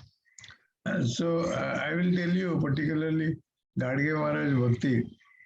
My mother, she used to normally wear Paitani sari. Paitani saris were very expensive, and but and 9 yard sari. So she used to normally wear. So any old sari, the sari when goes old and you never wear it, she will stitch a godri, I don't know, means razai. She will stitch with her own hand the razai of that Paitani sari. You have to mix some other normal sari with that and then stitch it and make that razai. And she used to, we all used to wonder, what for she is doing all this, because we were small kids, you see, we were not understanding. But she will prepare that razai and keep it in her cupboard. And whenever Gadge Maharaj will visit, she will take out that razai and give it to him. And he will sleep on that razai. He used to sleep on that razai. And most important thing is, when he used to depart, he will carry that razai with him. So that is you see, this is a bhakti. I mean, you don't know, we are what Power Kaka is narrating. You see, it is so-called divine people, divinity doesn't need anything. You see, it is that pure love. That pure love is what they need, and they relish that. You see, so this is the one of the part of bhakti I had never seen. I had never seen, and I will never see such a thing. You see, so this is what I wanted to tell all side devotees. So that is life, you see. And this is what you should practice and you should do, and you will get the so-called benefit of divinity. You see, the divine thing, they like only such things, nothing else. That's what I wanted to tell. Fantastic. So, Fantastic. yeah, that is what for. Let me add something to this. Gadge Baba was Mahan Sant and he was समाज प्रबोधनकार. वो ये जो विचित्र जो रीति या ये अपनी जो रूढ़ी परंपरा है, उन पर वो बहुत आघात करते थे. उनका जीवन का आखिरी कीर्तन लालबाग बंबई में हुआ है, उसकी रिकॉर्ड अवेलेबल है. मैंने बहुत साल पहले, 20-25 साल पहले वो सुनी है. वो आप जरूर सुनिएगा अगर आपको मौका मिले तो। उसमें सत्यनारायण महापूजे का ऊपर उन्होंने बस ऐसी आलोचना की है उसकी, पूछो मत। वो कहते हैं, मैंने बहुत प्रैक्टिकल, उन्होंने कहा है अगर वो सत्यनारायण पूजा करने से वो जो कोई उसकी जो है वो जहाज आए थे वो पूरे माल से भरे थे और फिर उन्होंने प्रसाद ग्रहण नहीं किया और फिर वो डूब गए और फिर उन्होंने सत्यनारायण की पूजा की और वो 3 जहाज ऊपर आए। गाडगे महाराज ने उस पर कहा अगर ऐसा होता तो सेकंड वर्ल्ड वॉर में बहुत सारे सोने से भरे हुए जहाज नीचे उतरे हुए हैं। ये सब ब्राह्मण लोग मैं समंदर के किनारे बिठाता हूं। ₹1.25 दक्षिणा मत ले, ₹2.5 ने ले, 2,500 भी मत ले, 2.5 लाख भी ले, 2.5 करोड़ ले और पूजा कर, और वो पूजा के माध्यम से ये पूरे जहाज ऊपर आने दे, होगा। और फिर बोल देते गोपाला गोपाला। बड़े प्रहार, बड़े कोड़े लगाते थे महाराज। उनकी जो आखिरी जो कीर्तन है आप जरूर सुनिएगा। वे परब्रह्म का अवतार थे गाडगे महाराज, और कितने परम भाग्य है। तो ये क्या होता है, this is the purification process. I am telling you, आत्मा की शुद्धिकरण है ना, वो जो जनरेशन बाय जनरेशन होते रहती है। अब लक्ष्मी देवी देखिए ना, ज्योतिंदर जी की मिसेस, गाडगे महाराज का सेवा करने का मौका, और वो देखिए गाडगे महाराज का आप अगर लिबास देखेंगे, कोई नया कपड़ा कभी नहीं पहना उन्होंने। जितने भी वो जो अलग अलग एक दूसरे को जोड़कर उसमें कलर बिलर का कोई कॉम्बिनेशन नहीं, कुछ नहीं है। कुछ लेडीज की साड़ी है उसका भी वो पैच लगा देते थे, आप देखिए उनका पूरा। तो वो जो रजाई बनाई, गोधड़ी बोलते हैं उसको, गोधड़ी, वो गोधड़ी पर गोधड़ी पहनते थे, और गोधड़ी बाबा भी बोलते, गोधड़ी वाले बाबा भी बोलते थे उनको, और गोधड़ी पे भी सोते थे, गोधड़ी ही आंख पर लेते थे। खैर ये विषयांतर नहीं हुआ, एडिशन हुआ। चलो हम आगे चलते हैं। किसी को कुछ कहना है? कुछ 1-2 मैसेज आए थे, please read it out for me. 110 ऐशा श्रोतृ वृंदाचा प्रवाह भाव, जानुनी सुचित कथा नवलाव, आवरिला हा ग्रंथ गौरव, अवधान षष्ठव राखाया। ऐसे श्रोतृवृंद का, श्रोताजन है उनका भाव पहले जो सूचित हुआ है कि अभी उनको वो कथा सुनने के जरा बड़े उत्सुक हो गए हैं वो, तो उनकी भाव को मद्देनजर रखते हुए मैं ये ग्रंथ का जो गौरव का जो विस्तार है, मैं बड़े सोच समझकर सावधान रखकर, अलर्ट होकर मैं उसको समेट लेता हूं। काव्य पद बंध व्युत्पत्ति, वाह रियली, एक ये जो है ना, इतनी ऑर्नामेंटल लैंग्वेज है, ये इतना बढ़िया लिखा हुआ है। ऐसे भाषा का जो सौंदर्य है, भाषा की जो सुंदरता है वो इसमें दिखाई देती है। हिरमाणपंत जी प्रकांड पंडित, भाषा पर इतना प्रभाव था उनका, इतना कंट्रोल, इतना मतलब उनके घर में पानी भरती थी वो। काव्य पद बंध व्युत्पत्ति, नेनेमी पामर मंदमती, कर ध्रुत लेखनी धरोनी हाथी, साई चलिए ते लीतो। काव्य पद बंध व्युत्पत्ति, ये जो मेरे हाथ से ये जो काव्य, बहुत आसान काम नहीं है ये जो काव्य मेरे से निर्माण हुआ है, मेरे हाथ से लिखवा गया है, इतना पांडित्यपूर्ण, इतना विद्वत्तापूर्ण काम मेरे हाथ से जो हुआ है, मेरा दृढ़ निश्चय कर मेरे हाथ में लेखनी थमाकर स्वयं साई भगवान ने ही लिखवा के लिया है। कर ध्रुत करो लिखनी धरोनी हाथी, हमारे हाथ में लेखनी थमा दी बाबा ने और मेरे मुझसे लिखवा लिया। ये मेरे बुद्धिदाता कौन है? साई है। मुझे ये कार्य प्रवण करने वाले, कृति करने के लिए इंस्पायर करने वाले कौन है? साई है। मैं तो मंदमती पामर हो छोगे का सादा आदमी हूं, मुझसे कहां इधर कुछ होने वाला है। और ये सच है। आप में जो क्षमता नहीं है वो क्षमता बाबा आपके अंदर उसको ढूंढ देते हैं उसके अंदर, और आपसे वो करवा देते हैं। ये उनकी कुशलता है, ये उनका उनका स्किल है, ये भगवान का स्किल है।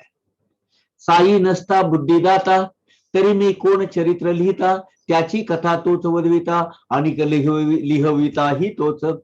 साई भगवान का जो साई सचरित लिखने की जो मुझे प्रेरणा मिली, जो मैं इंस्पायर हो गया, वो अगर बुद्धि प्रदाता साई भगवान ना होते तो मैं कहां से लिखता? मेरे हाथों से चरित्र लिखवा गया होता क्या? नहीं। तो स्वयं साई भगवान ही खुद की कथा मुझसे लिखवा ले रहे हैं और मुझसे बुलवा ले रहे हैं। वो जो जैसे बुद्धि देंगे वैसा ही लिखा जाएगा। असो आता कथा अनुसंधान, चावड़ी हंडी प्रसाद कथन।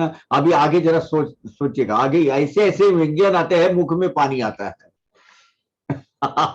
और ये व्यंजन आप करके देखिएगा घर में। साई की रसोई से ऐसा आप एक चैनल चला सकते हो, और इसमें ऐसे ऐसे व्यंजन बाबा बनाते थे, और ऐसे ऐसे लिस्ट है। वो जो बचपन में हमने वो टेस्ट लिए है ना उसकी, अभी तो उसके स्वरूप बदल गए, अभी तो क्या मोमोज चोमोज सब कुछ आ गए, लेकिन इसमें जो है आगे थाम रखिया, मुख से पानी आते रहता है, रसना है भाई। असो आता कथानुसंधान, चावडी हंडी प्रसाद कथन, करू ते म्हणून दिदले आश्वासन, कथा निरूपण ते परिसा। अभी इसमें पहले चावड़ी का वर्णन आएगा, फिर हंडी का वर्णन आएगा। तो हंडी का वर्णन 38 में है।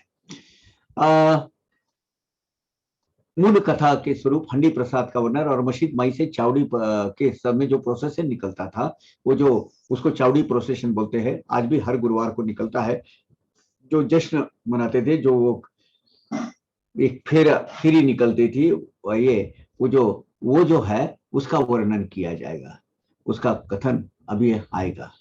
और उसके रिलेटेड उपकथानक जितने हैं उतने अभी आ जाएंगे। आणि कही तदंग भूत अथवा दुजिया कथा ज्या सरब स्मरत, त्या सांगो श्रुतया प्रत, त्या साव चित्त परिसाव्या। खैर, अभी ये कथा के रिलेटेड उसके संबंधित जितनी भी और कथाएं हैं, जैसी जैसी मुझे याद आएगी मैं बोलते जाऊंगा। मुझे क्या याद आने वाली है, बाबा ही मुझे याद दिलवाने वाले हैं। ऐसी भावना हेमाड़पंत जी की है। जैसा जैसा वो उपकथानक आएगा उसे शांत चित्त से आप सुनिएगा। अभी कथा शुरू होगी। धन्य साई कथांचा नवलाव, धन्य धन्य श्रवण प्रभाव, मनने प्रकटे निज स्वभाव, थोरावे सद्भाव साईपदी। साई की जो प्रभाव, भक्तों की सुनने की जिज्ञासा बढ़ाने वाली ये जो कथाएं है, श्रेष्ठ दर्जा की कथा है, आला है। ये साई भगवान की कथाएं बहुत महान है। ये कथाओं का चिंतन मनन करने से हमारा आत्मा शुद्ध होता है।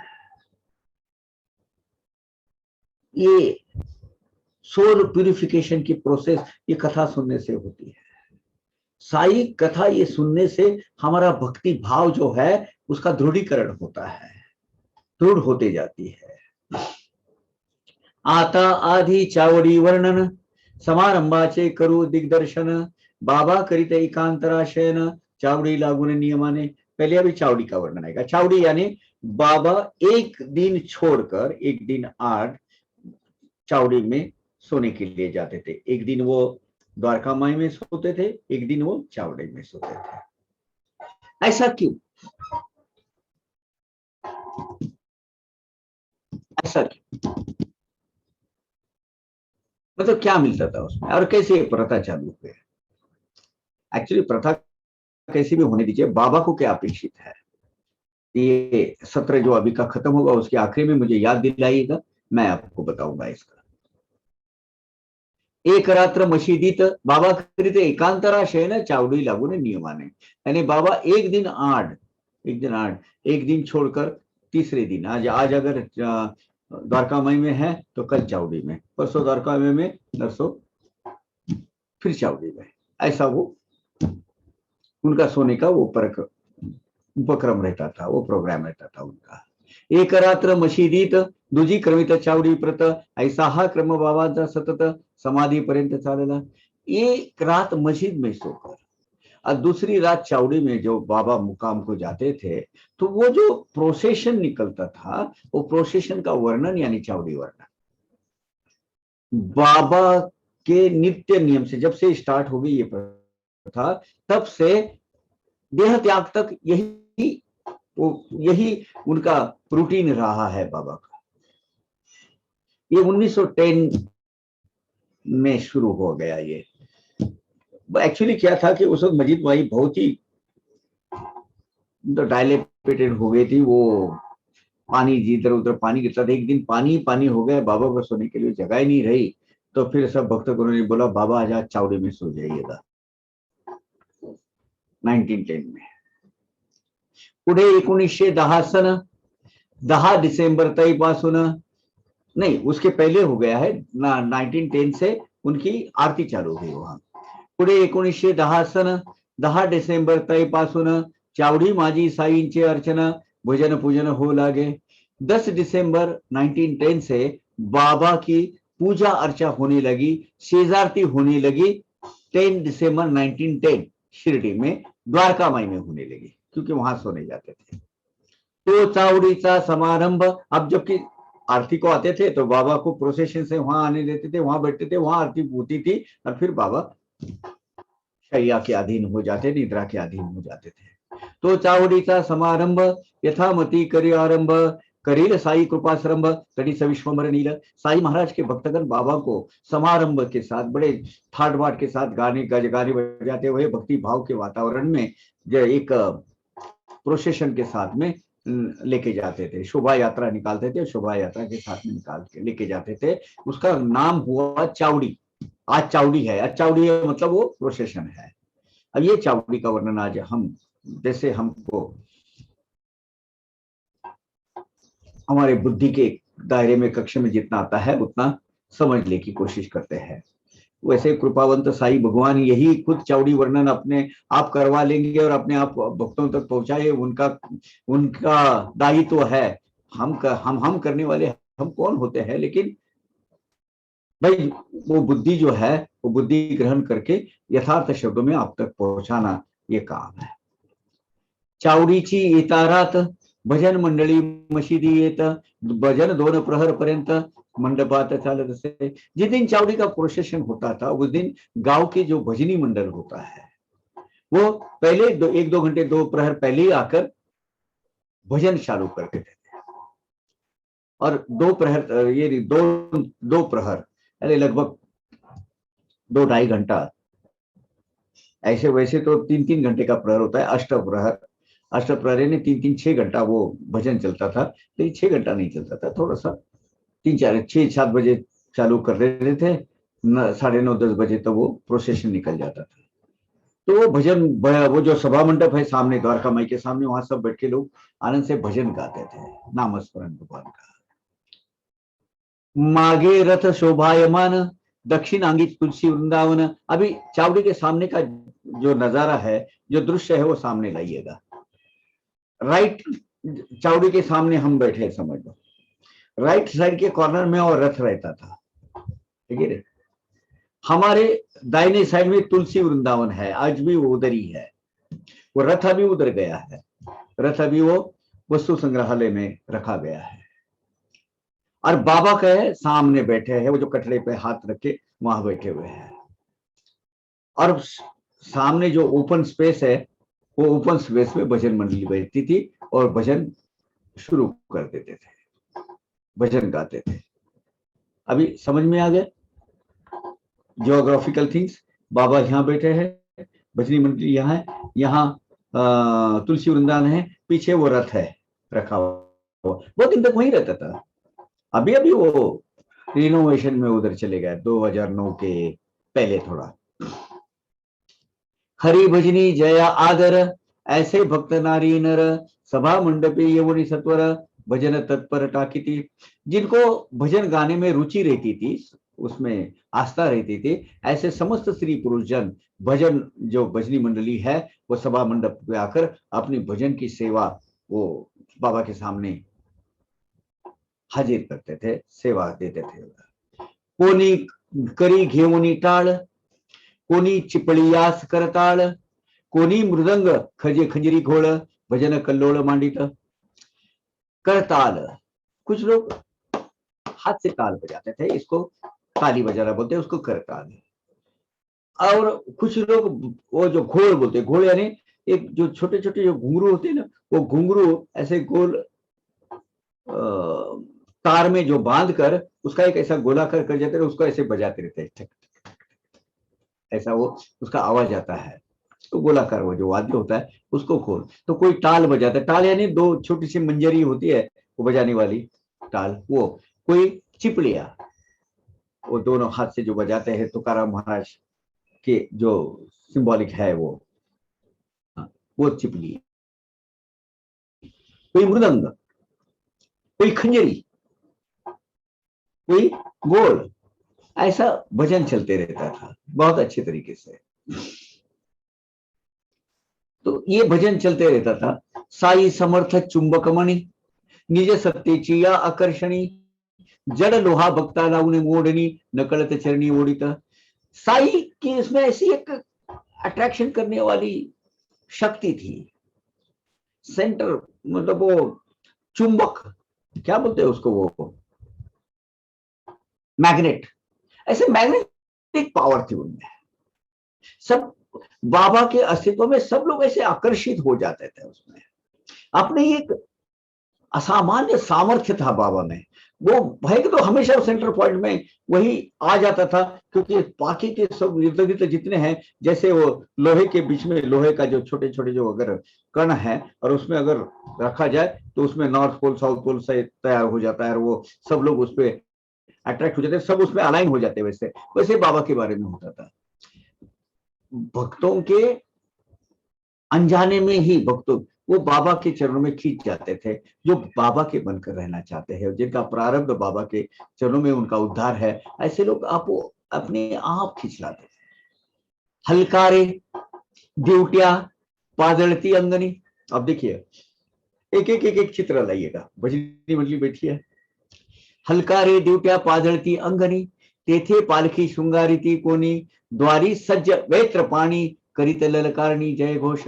हलकारे यानी भगवान को उसके ऊपर से उबारने के लिए हाथ में बहुत लंबा ऐसा काकड़ा लेते हैं और उत्पात्र लेते हैं, ऐसा उसका द्यूटिया बोलते हैं, द्यूटिया। ये जो द्यूटिया ओढ़नारे भक्त है ना, हाँ, वो उसको हलकारे बोलते हैं। भगवान के बड़े बड़े लोग साई बाबाच्या नावानं ऐसे वो ये देते। वेत्र पाणी, वेत्र पाणी यानी वो जो बम्बू होता है, बैम्बू, जो हार्ड बैम्बू, उसका जो लंबी जो काठी बनाते हैं छड़ी, वो हाथ में रखने वाले कौन होते हैं? बालदार और चौकदार, जय और विजय।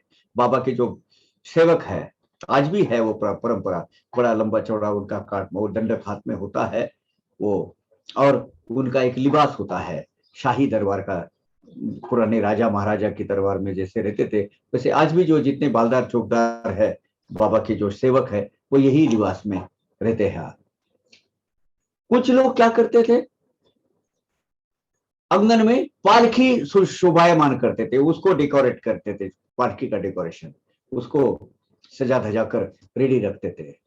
और दरवाजे पर भालदार और चौकदार हाथ में वेत्र पानी यानी वो लेकर ललकार देते थे, राजाधिराज योगीराज पर ब्रह्म सचिदानंद सदगुरु साईनाथ महाराज की जय। वो आज भी देते। देखिए आरती होने के बाद जो ललकारी होती है ना, जो जय जयकारा होता है, वो जय जयकारा करते थे लोग, यानी पूरा भक्तिमय वातावरण तैयार होता था। वो सब दृश्य सामने लाइएगा। चव्हाट्यावरी मखरे तोरणे वरी अंबरी झळकती निशाने नूतन वस्त्रे दिव्याभरणे बालके भूषणी श्रृंगारिली। अब ये ना जैसे एक मानो एक कुछ त्योहार है, बड़ा उत्सव है, इस तरीके से शिरडी के लोग इसको पालते थे। रास्ते पर बड़े मतलब शोभा की जो अपने आर्च लगाते हैं ना, वैसे लगाई जाती थी। कोई लोग अपना वो जो गुड़ी पाड़वा में जो तोरण उबारते हैं वैसे तोरण करते थे, यानी वो आम की झाड़ के जो पत्ते हैं उसके साथ में जो तोरण बांधा जाता है ना, वो तोरण बांधते थे। आकाश में ऊंच ऊंचे ऊंचे ऐसे निशान फड़फड़ाते थे। छोटे बच्चे उस दिन मानो घर में कोई बड़ा त्योहार है, इसके हिसाब से नए नए कपड़े परिधान करते थे, नाना अलंकार कर देते थे, साज श्रृंगार करके सज सज धज कर इसमें आते थे। हालांकि कितना अंतर है, बहुत कम है, लेकिन बाबा को सज धज के लेके जाते थे ये। मशिदीची या परिसरी उजळत दीपांच्या बहुहारी वाळू श्यामकर्ण अंगद्वारी अंगनद्वारी पूर्ण श्रृंगारी विराजत। कुछ लोग मस्जिद बाई के प्रांगण में, मस्जिद बाई मस्जिद के सामने और आजू बाजू में बहुत दीप माला लगाते थे। पंटिया जो छोटी होती है वो दीपोत्सव मानो दिवाली है इस हिसाब से लगाते थे। आंगन में श्याम सुंदर श्यामकर्ण जो बाबा का जो घोड़ा था वारू, उसको सजाया जाता था, क्योंकि वो प्रोसेशन में ये इसकी बड़ी अहम भूमिका रहती थी। वो बाबा के तो ये प्रोसेशन में नाचता था ये श्याम सुंदर, उसको सजाया जाता था।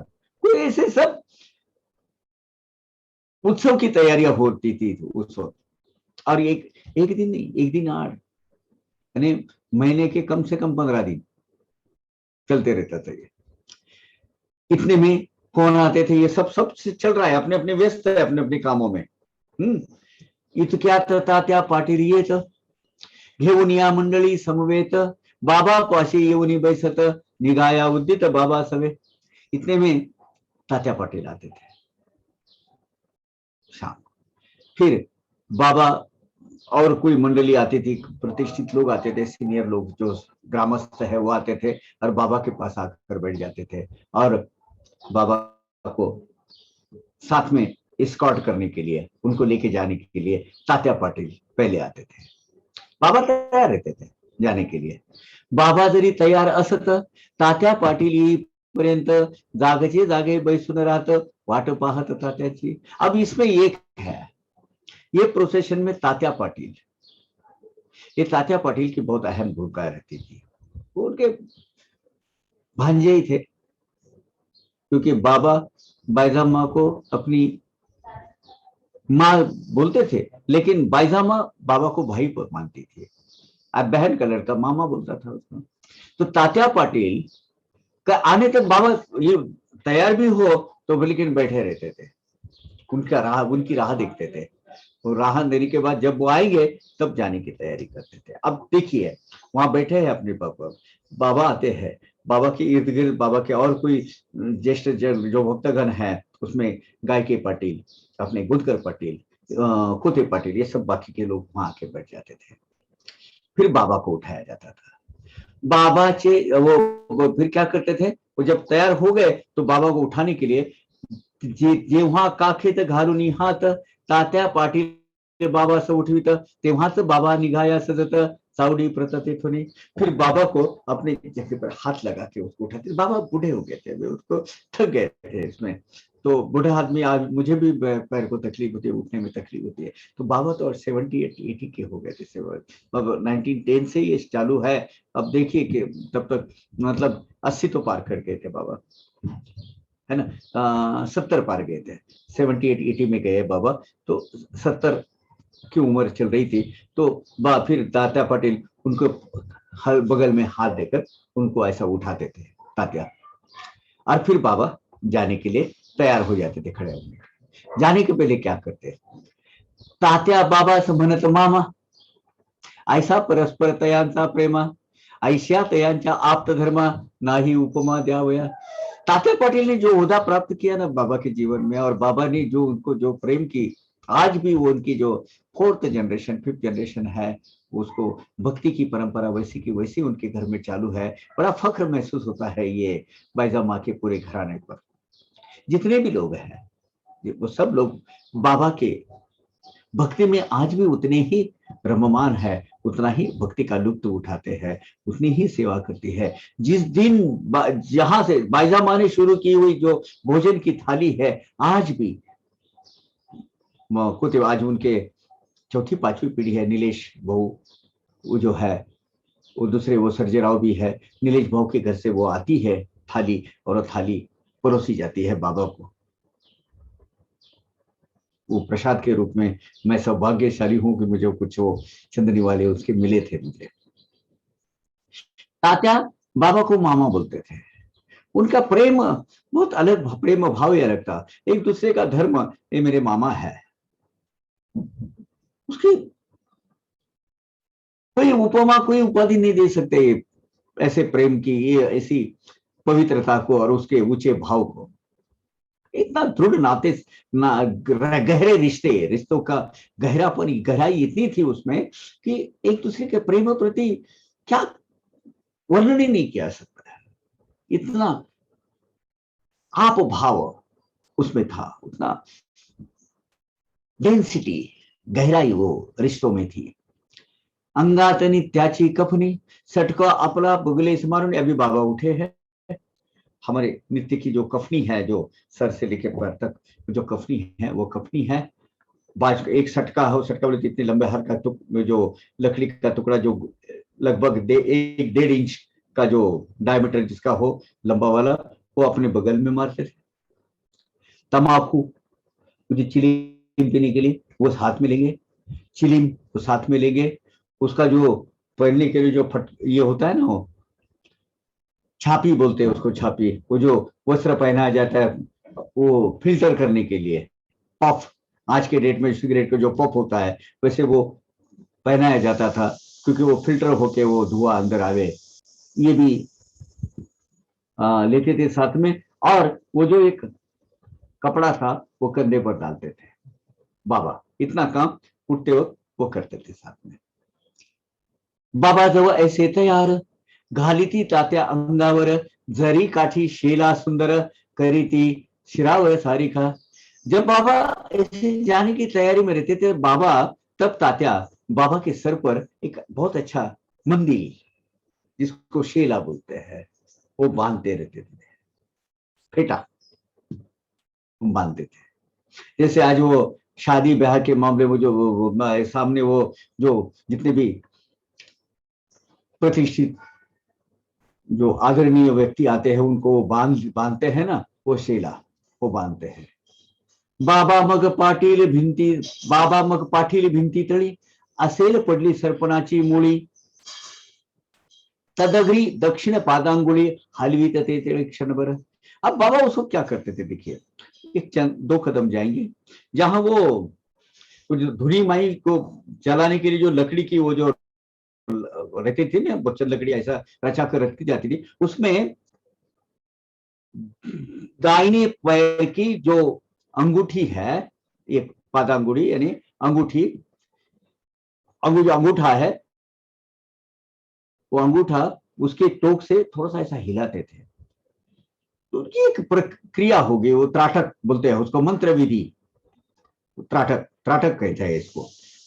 वो पैरों का अंगूठा थोड़ा हिला के, ऐसा ऐसा हिला के, मानो उसको कुछ आज्ञा देकर जाते थे कि भैया कुछ गड़बड़ नहीं करना, मैं जा रहा हूं। सुरक्षितता के कारण सभी पंच महाभूतों को आदेश देकर जाते, क्योंकि वो लकड़ी है, लकड़ी के अंदर तो अग्नि बैठा हुआ है ना, लकड़ी को मर्यादा कर देते हैं।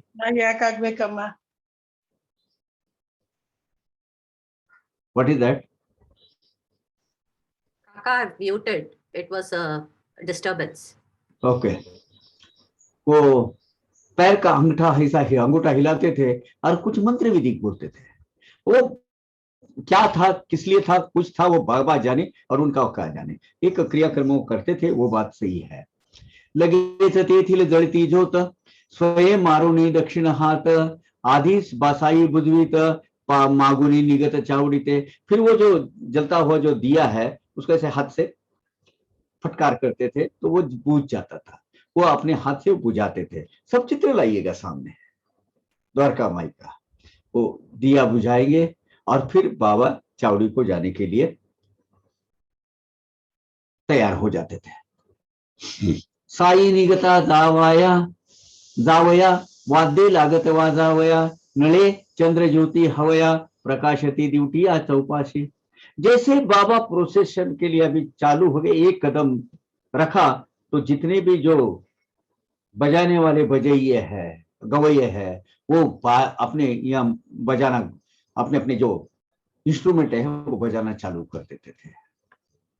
वो सनई, वो चौगड़ा, बाबा की आने की तैयारी हो रही है उसके हिसाब से वो जब बजाना चालू हो जाता था।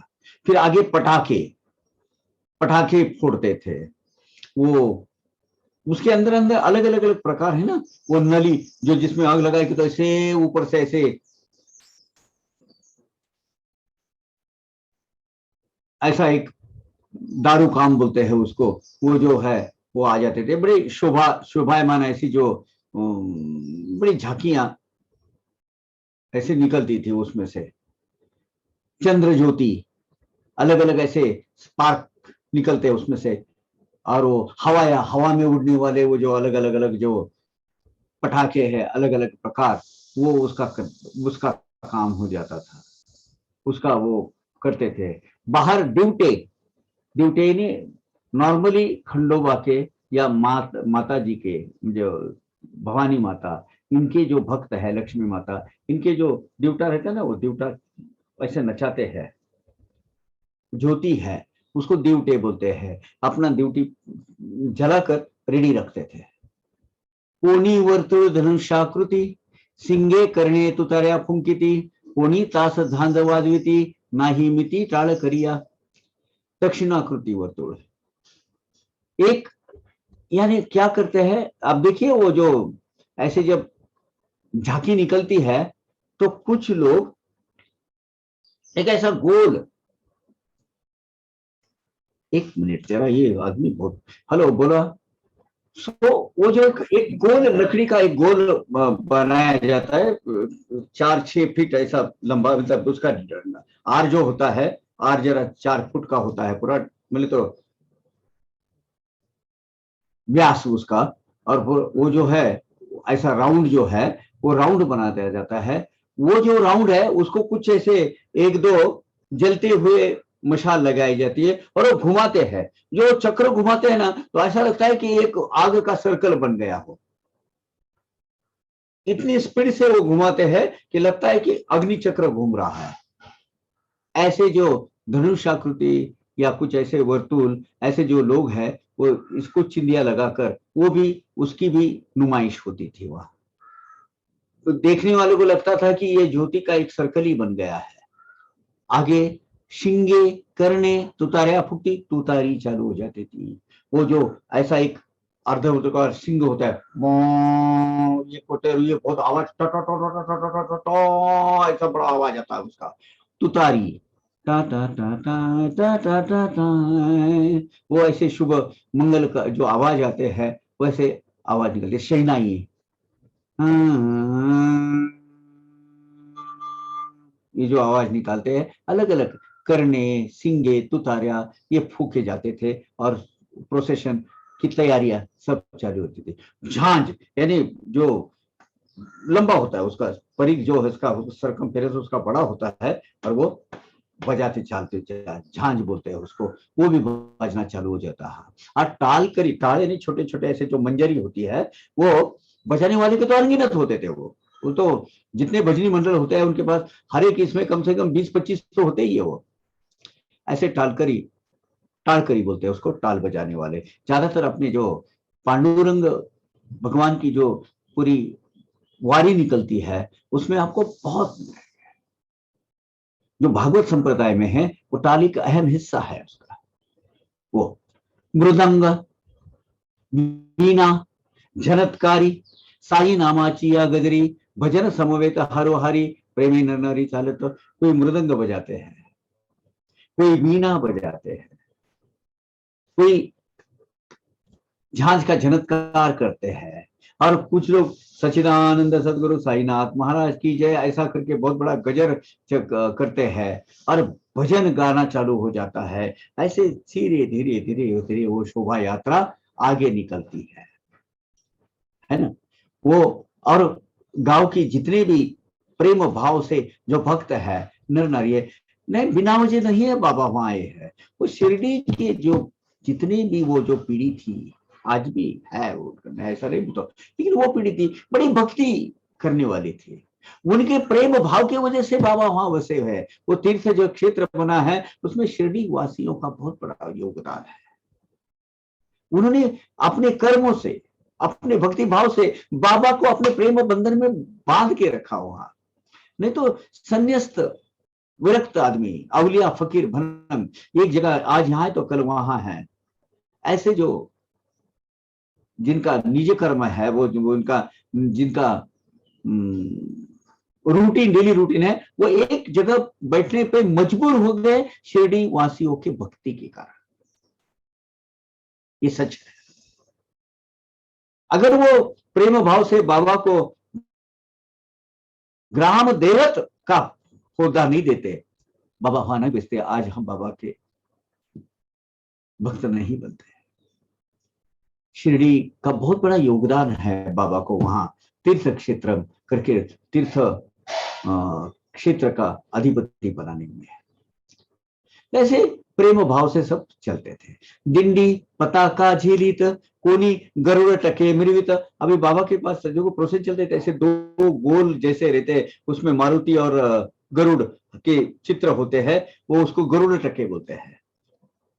वो साथ में नचाते हो जाते हैं सब लोग, ऐसे नाचते गाते, भजन गाते, कोई पताका लगाते हैं, कोई दिल्ली में जो बड़ा निशान होता है वो लेकर चलते हैं, कुछ काठी नचाते हैं, काठी बोलते हैं, उसमें बहुत सारा उसका बहुत महत्व है। ज्यादातर ये नाथ परंपरा में वो काठी ऐसे यहाँ रखते हैं और ऐसे नचाते हैं उसका तोल कर।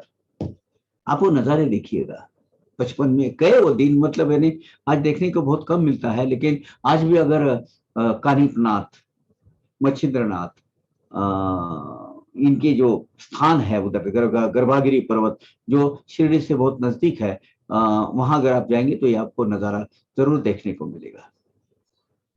दिंडी पताका झेलित कोणी गरुड़ के मृवित नाचत उड़त भजन करित निगत समस्त मग समस्त जावया।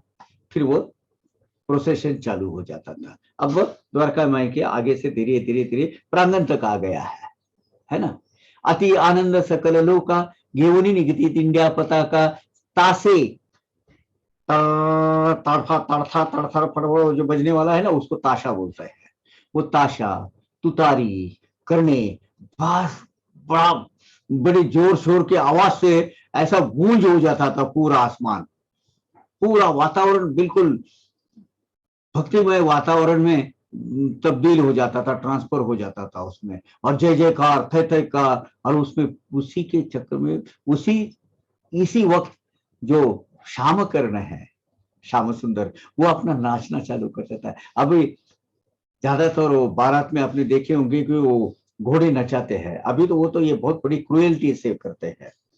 उनके जबान पर ऐसे नुकेले कांटे का ये लगा देते हैं यहाँ, उसके अंदर से ऐसा झाग आती रहती है, उसको खींचते हैं, बेचारा जान के मारे। और क्या करता है वो, पेट के लिए, गुलाम होने के लिए वो नाचते रहता है। बहुत दुख लगता है। और उसको अपने शादी में नचाते हैं लोग। एक दो बार तो बाबा का जो प्रोसेशन निकला ऐसा लाया था मैंने, वो मेरे प्रवचन था उधर, मैंने धुतकार दिया सबको, बोला ये प्राणी मात्र की ऐसी तुम उसको छल करके आप बाबा को प्रसन्न करना चाहते हो। अब बाबा प्रसन्न हो गए इससे? शादी की बारात में दो दो घोड़े सामने नाचते हैं, वो क्यों नाचते हैं वो देखोगे, उनकी जबान के अंदर नुकीला ऐसा एक लगाते हैं, इंस्ट्रूमेंट लगाते हैं, उसको छुपते रहता है वो, उसमें कभी कभी खून आता है, उसके डर के मारे वो नाचते रहता है। श्याम सुंदर ऐसा नहीं नाचता था। श्याम सुंदर को ऐसे कोई करने की जरूरत नहीं थी। वो तो बाबा का भक्त था, वारू क्यों नहीं होता है, लेकिन बाबा का भक्त था। वो बाबा के भक्ति के कारण वो बस नाचना चालू कर देता था। बाबा के चरण छूता था, वो नमस्कार करता था बाबा को, आगे चल के नाचने के लिए खुद होकर तैयार हो जाता था। और ऐसे वातावरण में ऐसे वाद्य बज रहे हैं, करने तुतारे सब जश्न जल्लोष हो रहा है, और बाबा मस्जिद में से बाहर निकलते थे। जैसे वो निकलते थे, भालदार चोपड़ा, सच्चिदानंद राजाधिराज योगीराज पर ब्रह्मा सच्चिदानंद सदगुरु साईनाथ महाराज की जय, बाबा पधार रहे हैं, अलवेली सरकार। और फिर वो प्रोसेशन चालू रहता था। बाबा पायरी पर, सीढ़ियों पर, मस्जिद माई की सीढ़ियों पर जैसे खड़े रहेंगे, ये शुरू हो जाता था जोश, एक न एक लहर वो उठ जाती थी उसमें। फिर वो ताल, छान, मृदंग, ये सब, वीणा, चिपली, भजन, ताल, ये सब के साथ में वो चलता था। बड़े हर्षोल्लास से, आनंद के साथ में वहां एक एक एक एक एक कदम रखकर वो सब, वो प्रोसेशन वहां से निकलना चालू हो जाता था। चावड़ी की तरफ प्रस्थान करते थे, वहां वो निकल जाते थे। टके पताका हाथ में लेकर, टके पताका घेऊन करी, भक्त चालती आनंद निर्भरी, दो बाजू दोन चौरी धारी, पंखे करीती विजिती। अभी बाबा जब जाते हैं तो बाबा के वो जो रान नील गाय होती, नील गाय के पूछ से जो चौरी बनाते हैं, वो चौरी ऐसे हिलाते जाते थे दोनों तरफ बाबा की तरफ, और टके पताका चलते थे, जैसे मानो एक महाराजा, राजाधिराज योगीराज चल रहे, राजाओं के राजा, अध्यात्म मार्ग के राजा वहां जो चल रहे हैं, उसको बड़े शान बान के साथ में वो बाबा का वो प्रोसेशन निकलता था आगे। निशान टके, वो जो निशान बड़े नाचते थे, हाथ में लेकर सब कहते थे कि महाराज की सवारी आ रही है, महाराज पधार रहे हैं।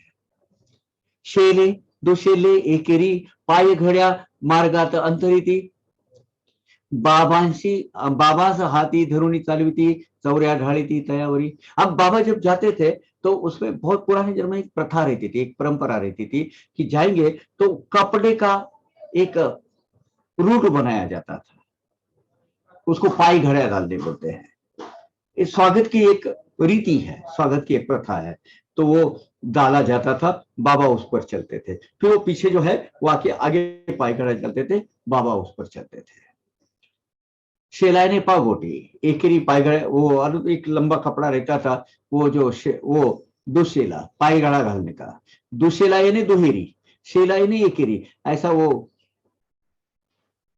इस तरह से जाते जाते बाबा को लेके ये मैंने आगे आगे आगे आगे तक लेते, मैंने तो बाबा प्रस्थान करते थे, चलते रहते थे। उसको पाई घड़ी डालना यानी स्वागत का एक बहुत बड़ा बहुमान मानता है, माना जाता था। आज भी वो जो देहातों में जो शादियां होती है, तो वो जो दूल्हे राजा चलते हैं ना, तो दूल्हे राजा को यहां से वहां तक अगर जाना है तो वो कपड़ा बिछाया जाता है और उसके ऊपर से वो चलते रहते हैं। बस वही एक दिन होता है उसका, बलि का बकरे का उसके बाद तो फिर हाथ में थैली है वो बचपन में हमने देखा है, उसको बोलते हैं पाय घड़िया। तात्याबा वाम हस्तधरी, अब बाबा कैसे चलते हैं? तात्याबा वाम हस्तधरी, माळसापती दक्षिण करी, बापू साहेब छत्रधरी श्री, चालरी स्वारी चावड़ी सी। अब चावड़ी के साथ में हर एक का अपना एक स्थान होता था।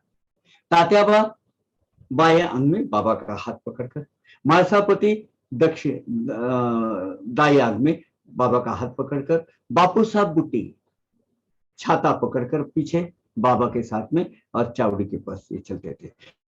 अब वो जो छाता था वो सफेद कलर का रहता था।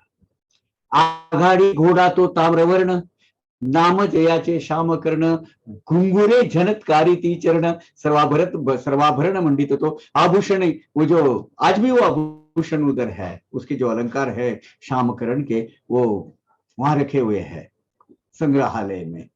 तो वो जो संग्रहालय के वो जो ताम्रवर्ण जो घोड़ा है, तांबुस कलर का यानी ब्राउनिश, जो श्याम सुंदर था उसका कलर, वो आगे नाचना चालू करता था, उसको पैरों में घुंघरू रखे थे, छिक छिक छिक छिक ऐसा आवाज करते नाचता था बाबा के पास। वेत्रपाणी पुढे चालत, साई नामाचा ललकार करीत, छत्रधारी छत्रधरित, चौर्यावारीत चौरधर, चौरधारी वो अपनी वो वारी थे, बाबा से वारते थे, छत्र पकड़ने वाले छत्र धरते थे, वेत्र पानी भालदार चौकदार आगे चलते थे, साई नाम का जय जयकार का ललकारा जय जयकारा करते आगे आगे आगे आगे ये प्रोसेशन चलते रहता था। ताशे वाजंत्रे वाजत, भक्त जय जयकारे गर्जत, ऐसा भक्त संभार चालत, प्रेमे पुकारत भालदार। आगे सब गाने बजाइए, गजब बजाने वाले बजाइए, बजा रहे हैं, ताशे वाले ताशे मारे, भक्त जय जयकार कर रहे, भालदार बड़ी बड़ी जय जयकारा लगा रहे हैं।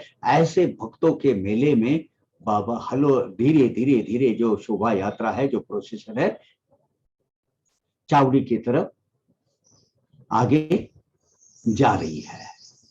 हरिनामाचा एकची गजर, टाळ मृदुंग झांज मृदुंग सुस्वर, सवे तालावर भक्त संभार, गर्जत ललकारत चालती। हरि नाम का गजर चलते रहता है, ताल मृदुंग वगैरह सब सुर ताल उसके ऊपर चल रहा है। सब ऐसा साये मेला चल रहा है, उत्सव चल रहा है, एक प्रोसेशन चल रहा है। ऐसा वो एक अलग विलोभनीय बड़ा प्रसन्न ऐसा दृश्य रहता था। ऐसा भजनी भक्त संभार, होवनिया आनंद निर्भर, वाटेने साईंचा जय जयकार, करीत चव्हाट्यावर टाकत ते। ऐसे गाते बजाते वो जो मेला है, साई नाम का गजर करते हुए चावड़ी के सामने जो चौक है, वो चौक तक पहुंच जाता था। अभी आज जो है राइट साइड में अब्दुल बाबा की झोपड़ी है, बाजू में बाइजा अपना इनका वामनराव गोदकर का पुराना घर है, लेफ्ट साइड में चावड़ी है, चावड़ी के बाजू में वो जो आर्च है, जो दो घर, दो गांव अलग अलग थे, उसका जो एंट्री पॉइंट है, वो एंट्री पॉइंट वहां तक वो आता था। यहाँ आज हम समाप्त करते हैं आज का सत्र। अगले सत्र में आगे की जो प्रोसेस है, वो प्रोसेस बोली जाएगी, 50-60 मूवियां है, वो कही जाएगी, और ये चावड़ी वर्णन यहाँ खत्म किया जाएगा। जैसा विजुअलाइज कीजिएगा, वो विजुअलाइज करते बाबा कैसे आ रहे हैं और कहां तक पहुंचे हैं, अभी चौक तक पहुंच गया है। यहाँ हम सब होते हैं, खत्म करते हैं। आगे का 5 मिनट 10 मिनट जो आपको जो